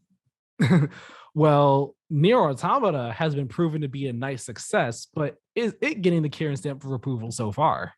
How much of I this have you played? I have played the first mission. I So you basically fought the giant machine, Yeah, I fought the and you're buzzsaw back. thing. Are you back on the spaceship, the Ark? Yeah, so I did the first mission where you fight the big machine thing, and then I've gone back to the Ark, and I left off when I was flying back to the surface. That's where I Okay. that's where I left off. Um, like I've wanted to play this game for ages. I've just never gotten around to it. And I was scrolling through Game Pass the other, like, I think Tuesday, just to see like what was on there that I could download and try. Yeah. I saw it and I'm like, you know what? I've wanted to play this game for ages. I've heard like a lot of good stuff about it. I tried the first mission in the cloud because I'm like, well, I don't want to spend. I mean, this is gonna sound like a brag, but it's just the truth. It's like not that like it would take me that I don't long want to to spend download. 5 minutes to download this I don't game. want to. Yeah, I don't want to spend 5 minutes to Seriously? download this like 45 gig game. You download it while you go use the bathroom or something. You come back and it's done. Yeah. My gosh, you downloaded Forza in like 15, 20 minutes. Okay. Yeah. Would it kill you to spend 5 minutes downloading this? But no, I tried the first mission using xCloud. Cloud streaming. Yeah. First off, I had a much better experience with this game with xCloud than I did any other. There was no film grain. Wow. Like there was no film grain, there was no lag, there was no start. Like it ran as if I had downloaded it. I'm actually very surprised that it worked real well because this game is very like action heavy and like input is important. So the fact that it worked well with cloud, that's a great sign. Yeah, no, like I say, I played as if I downloaded it, and I was very, very impressed with that. But it was it's supposed to be weird. It was about as much fun as I thought I would have had with it. Maybe a little bit more actually, but like because this isn't usually my type of game. This isn't like something that I would like go out. You're not much of a JRPG person. No, I'm not. But I mean, I had a similar thing with Scarlet Nexus where I was like, I don't expect to like this game, but I actually kind of do. Like combat was great, feels really good. I really enjoy that you have both melee and like this infinite ammo robot. Apparently, yes, it is. It is. It is. It's. I want to say it's like OP in a sense, but I mean, like it's just when you do more combat, you get like more into the game, like. You'll get used to like, all right, I'm in a fight. I'm just going to shoot this and just melee at the same time. And enemies will go down fairly quickly if I'm strong enough. Yeah, combat's fun. Combat's fun. It's kind of like, it gets kind of basic. It's simple. It's not the deepest combat at all. It's fairly simple. But it's still fun. Yeah. And another thing that like made me quite surprised is how well it ran in the cloud is like, there are like a million bullets on screen at once. Oh yeah, like during some of those big fights. Oh yes, for sure. Yeah, for sure. Yeah. But I have since downloaded it. I don't know how long it took because I went and made food and came back and it was done. Yeah, so it probably took like 5 minutes while you were doing that. See, you could have done that from the beginning. You could have done that from the beginning instead of being like, well, I don't want to download this for 5 minutes. I don't have a data cap either. So why worry about the data cap? Okay. Let me do the cloud. And if I have a bad experience with the cloud streaming, then I'm just like, hey, I'm not gonna play this game. The input lag wasn't there. It was just not good. That is by far the best impression of me I've ever heard. I know, stellar, right? I should get an Oscar for it. Yeah. I enjoyed it. I'll be playing more of it. I've now kind of like backed myself into a corner where I have too many games to play and not enough time to finish them all before Halo comes out, because when Halo comes out, that's what's getting my attention. Yeah, you did the thing that I'm not doing. You did the thing I'm not doing where I'm like, there's a couple of big games I want to play. Like I wanted to play Scarlet Nexus. I'm like, I'm not doing that one just yet.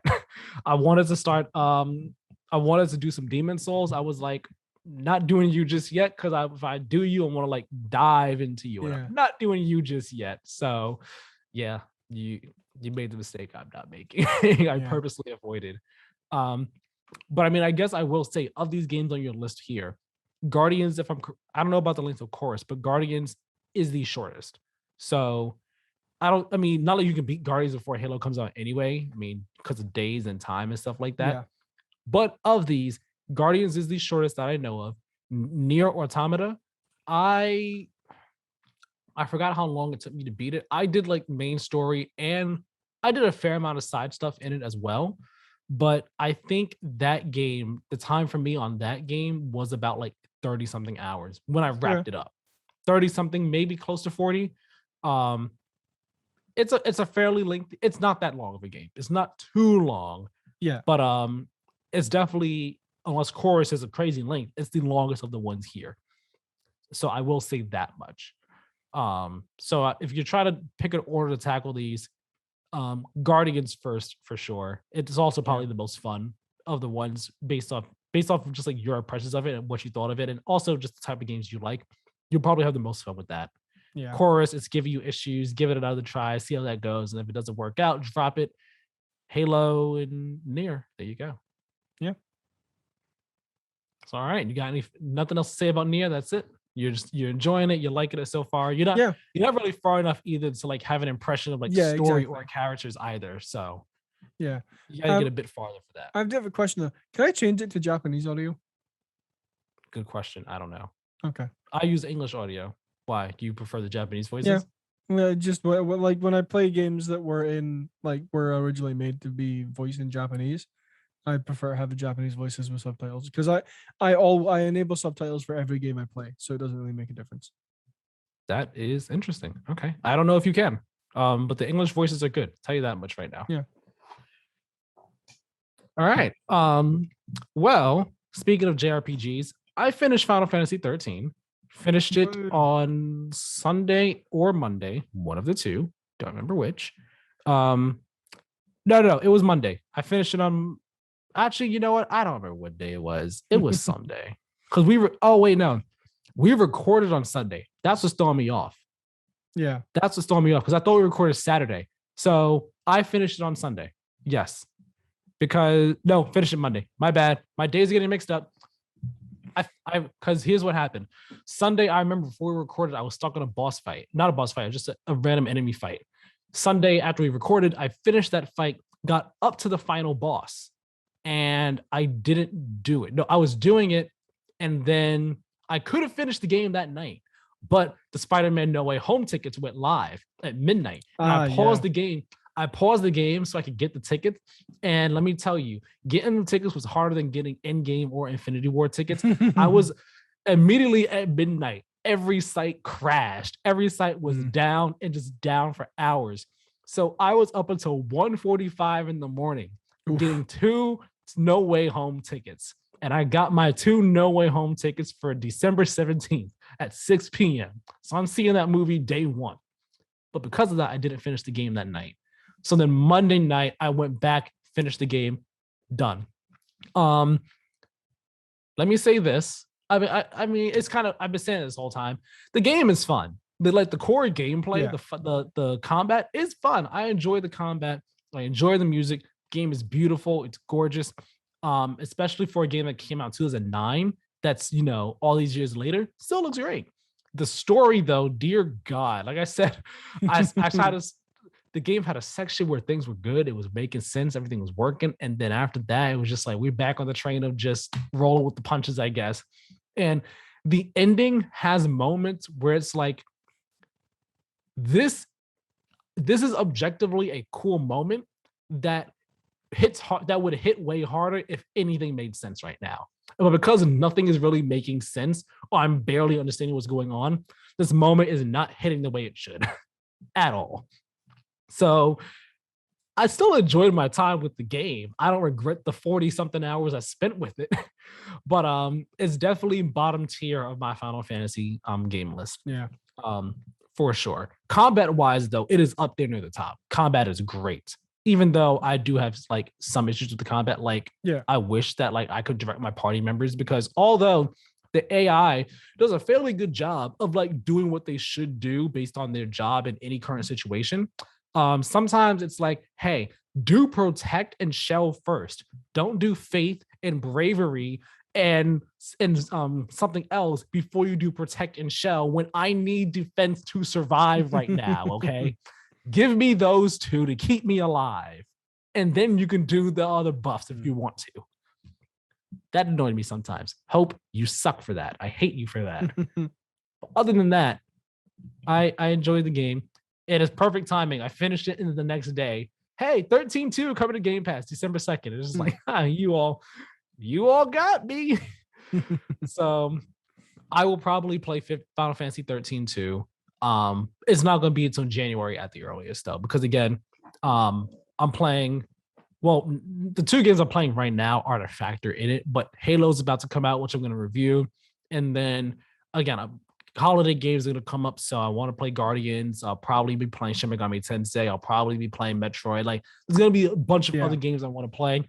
January will be the earliest time I could do 13 too. And that might be the time for me to actually just bang that game out if at all possible. Yeah. Before February comes around, and then there's Dying Light and Horizon and Sifu and other stuff. It's gonna be a crazy month. So I finished that. But then I was like, all right, Halo's on the 8th. I want to play some short games. What are some short games I could play? Because I was thinking, I also want to do Psychonauts 2, but I want to play Psychonauts 1 first. So I looked at the time to beat for both of them, and they're both like 13, 14-hour games, anywhere in like the 12 to 15-hour range. They're both in there. So Psychonauts 2, 1 and 2, I might play in the coming weeks. That way I can have that game to talk about during Goldie discussions as well. But as I was figuring all that out, I was also looking at these other two games on my list. Unpacking and The Artful Escape. How long are both of these games? How long to beat? Said no more than 4 hours for both of them. Beautiful. Fantastic. Games I could wrap up in 2 nights each. Did I finish both of them this week? No, I only got one of them done this week.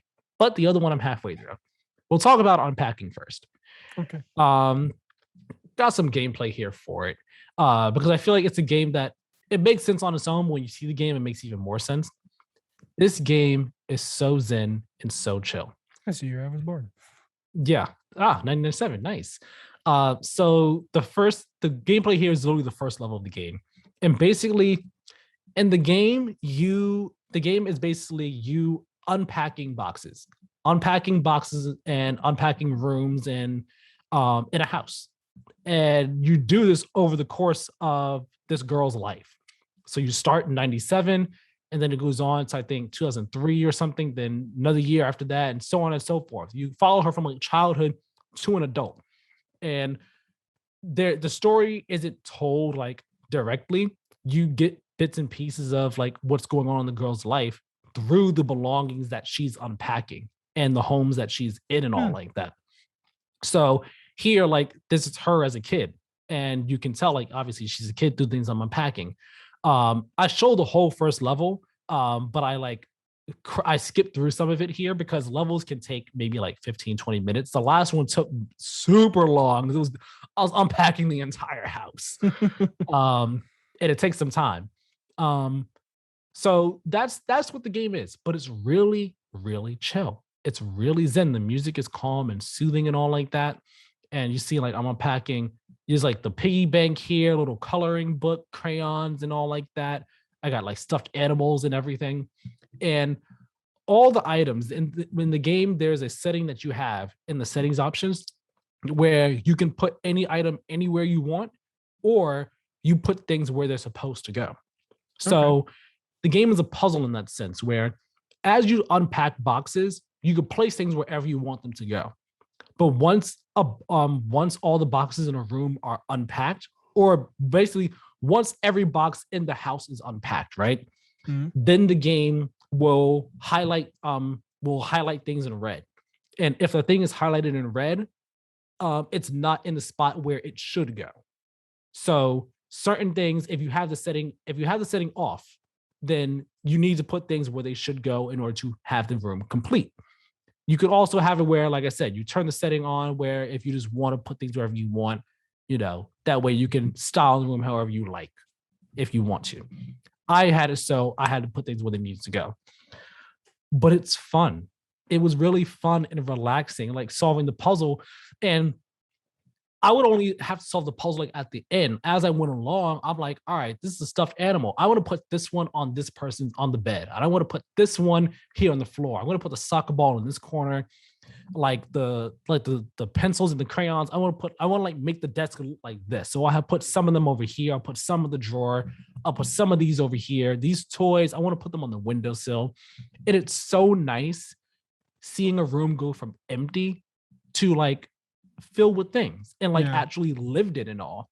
So just doing like this one room is, again, her as a child, but then you go up to her as a college student and seeing her room grow there. You see she had a Game Boy, and then she grows up some more, and she has a GameCube and some of the games there, and then she ends up having a Wii, and she moves in with someone. She ends up having a boyfriend. Like when you're doing that moving and all like that, it's like now you're not just unpacking her stuff, you're unpacking her stuff, but then you have to move his things around as well to make your things fit. Yeah.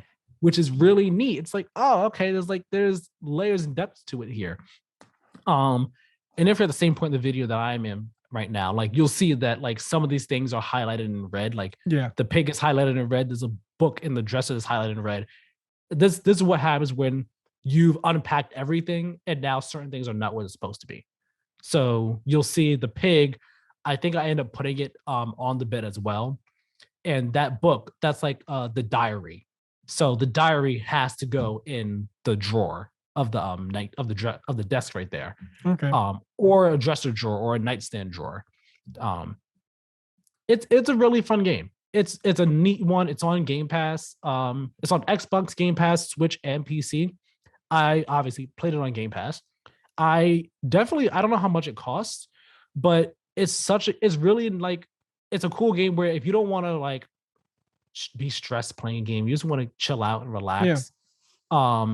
Just put on some unpacking, play that for a bit. Levels can take some time. Some of them can, but they're a chill time going through them and all. And I would also say it's a good game for Switch too. If you're playing something like you're at work, you just want to play something while you're on break.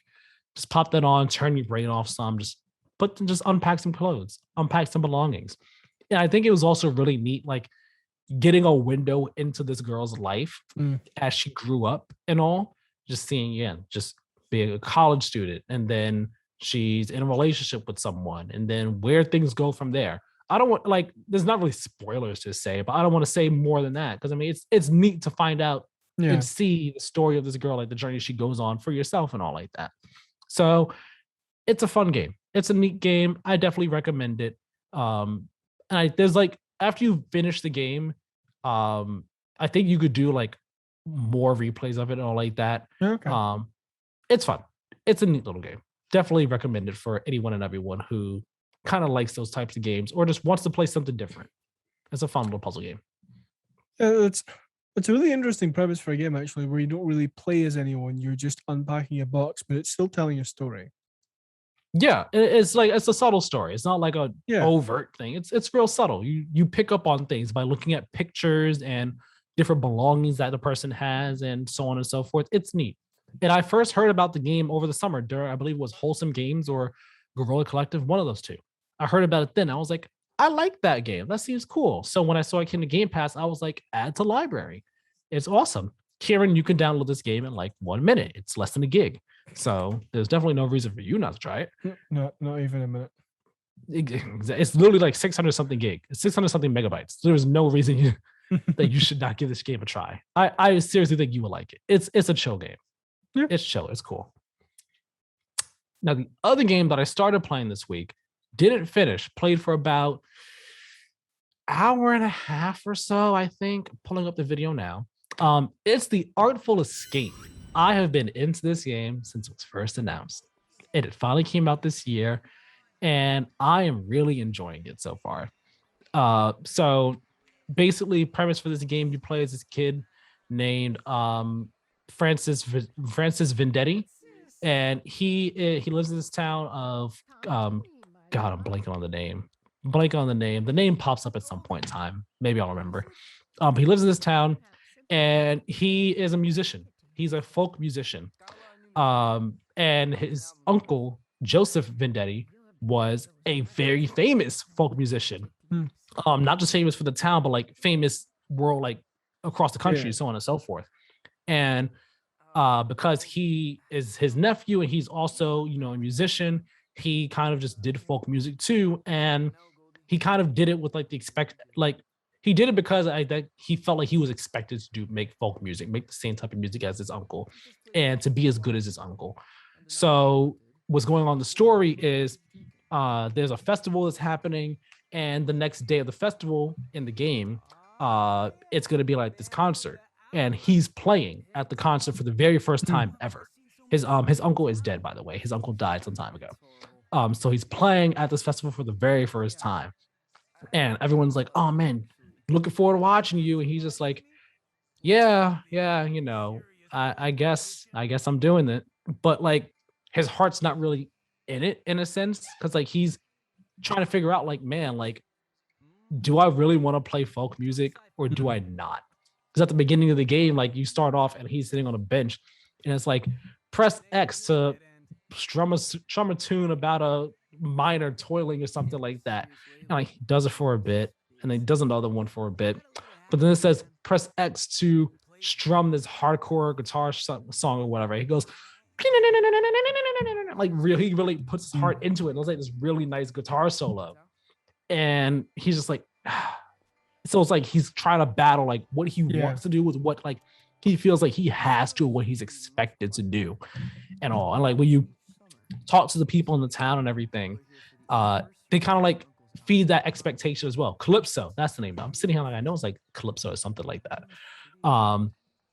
So kind of give you a baseline for the beginning of the game here. You end up going to his house and everything, and in his room, he has all these things where like he kind of like, he's really into science fiction. And like, as you talk to certain people in the town, he like gets an idea. He's like, whoa, whoa, whoa, whoa, whoa, whoa, whoa. Wow, that was a good idea. So you come to his room and like, because he's like a big battling with who he is and who he wants to be. He's not sure who he is. He's not sure what he wants to be and all. So here he's looking at things like, could I go on stage not as myself? Could I, could someone else, could people really believe like an alien could do this, could make music and all like that? So like he has, like, you see the pictures here, like sketches of science fiction stuff and everything like that. Like he has dreams of what he really wants to do, but just battling with, again, what is expected of him, what he feels like he needs to do, what he feels people want him to do and all. And it's a story where like from the get-go, like, all right, I can already tell where this is going to go in terms of story and character development and all like that, but I'm along for the ride because it's something that I feel many of us can relate to, and something that I myself can relate to in certain aspects as well. So like, I'm just all in on Francis's journey here of just like, becoming himself. So skipped ahead a bit. You meet this guy Lightman, voiced by Carl Weathers, who was in older movies, but more recently he's in The Mandalorian. Yeah, Carl Weathers, he comes down. He's this guy Lightman, who's a famous musician across the cosmos, essentially. That is a very easy way to boil it down. And he gives you, you get this new outfit, this new guitar, and he introduces you to this thing called the music key, where basically you see it here, blue, yellow, red, the pink and the green. Yeah. Those are the buttons on the controller. Blue, X, Y, B, left bumper, right bumper. And you'll have certain instances in the game where you kind of do these things. So if Lightman introduces you to this first, I guess you're like, say, battle of sorts, where you're just like playing the music along, like kind of copying his tune and like a Simon Says type of thing. But I just did another one later on in the game where I actually stopped, where you kind of do one with this creature, this alien creature, to make a first impression with him because you're trying to meet someone else. And it's neat. It's really cool. I like it. It gives off a nice, cool aesthetic. It kind of, lets you really feel like you are like being Francis and playing these really awesome and exciting guitar solo vibe type things and all. It's awesome. Has a stunning art direction. It's beautiful. And as you are literally about to see right now, this moment right here in the game, where you end up, I forgot what it's called, what this area is exactly, but you end up basically in this cosmic bridge of sorts. In this moment here, I was like, this game has such a stunning art direction. This game is gorgeous. I love it. It is, yeah. And like, playing this on my TV with HDR and everything, I was like, this is beautiful. Now, of course, I don't have the audio playing for myself right now. And if Keiran puts the audio in, I'm sure he'll have it pretty low. But I promise you, Keiran, you might want to turn the audio on just for a little bit to hear what's about to happen.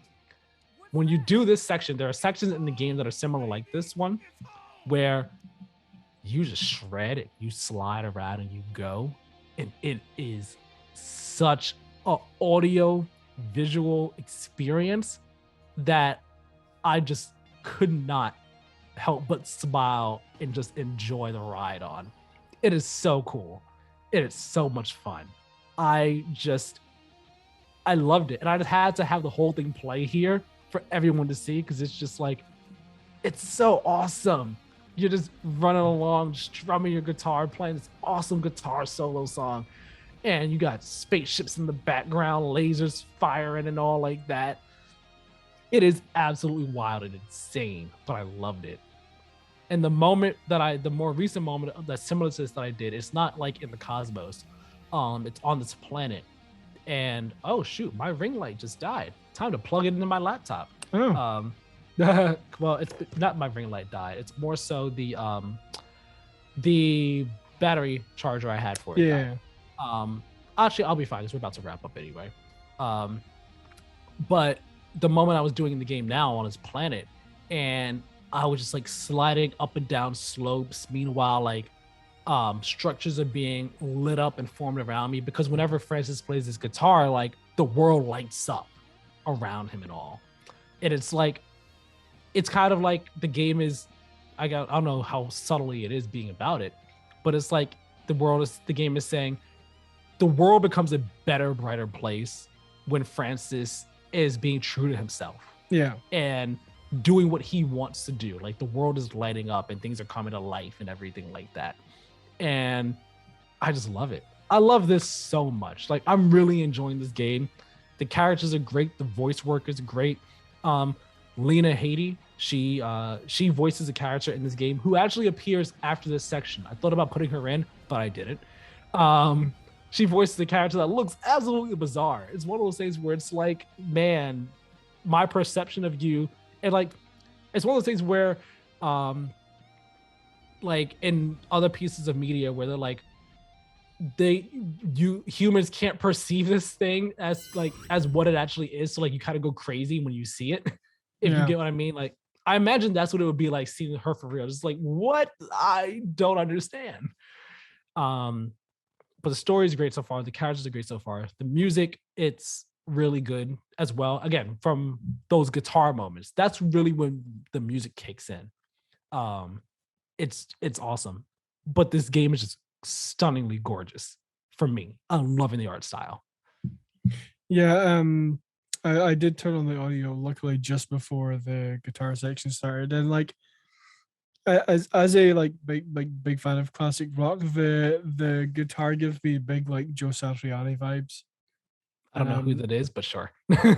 He's very famous for doing like awesome guitar solos, and I'm 100% there for that. Yeah, like I'm telling you, I knew from announcement this game was going to be awesome. It's going to be my jam, and it is hitting all the right notes, all the right spots for me. So it's one that I highly recommend. If you want to play it, give it a shot. It's on Game Pass. It's not long either. How Long to Beat says it only takes about like 4 hours or so to finish.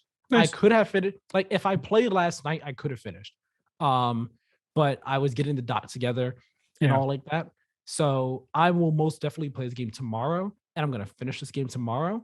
And if you play this game, turn it up nice and loud so you can enjoy the guitar solos, because they're just amazing and electric, and they just fit the visuals. Everything that's happening on the screen when that happens, it's just like, this is the moment, and you get lost in it, and you just become one with just the world. Oh man, it's lovely. It's beautiful. So yeah, that's what I've been playing this week. Next week, it will be this and Halo.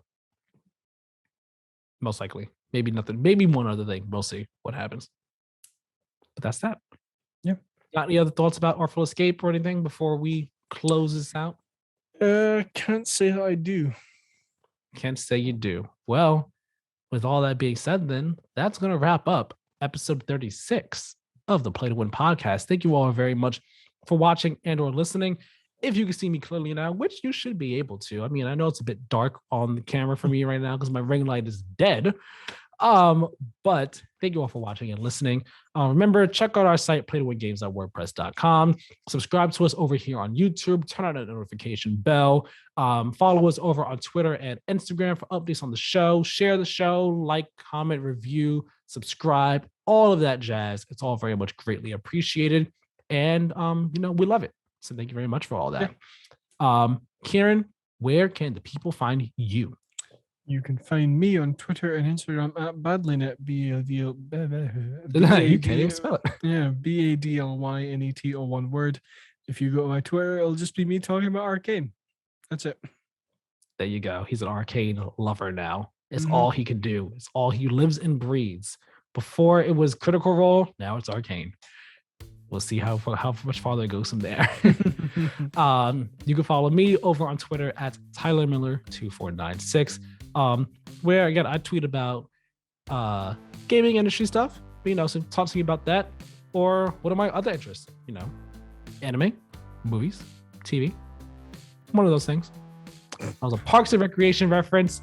For those who know what I was referencing, I love you so very much. We're talking about Parks and Rec as well. Thank you all so very much for watching and or listening. And we will talk to you all next week. Have a good one. Bye.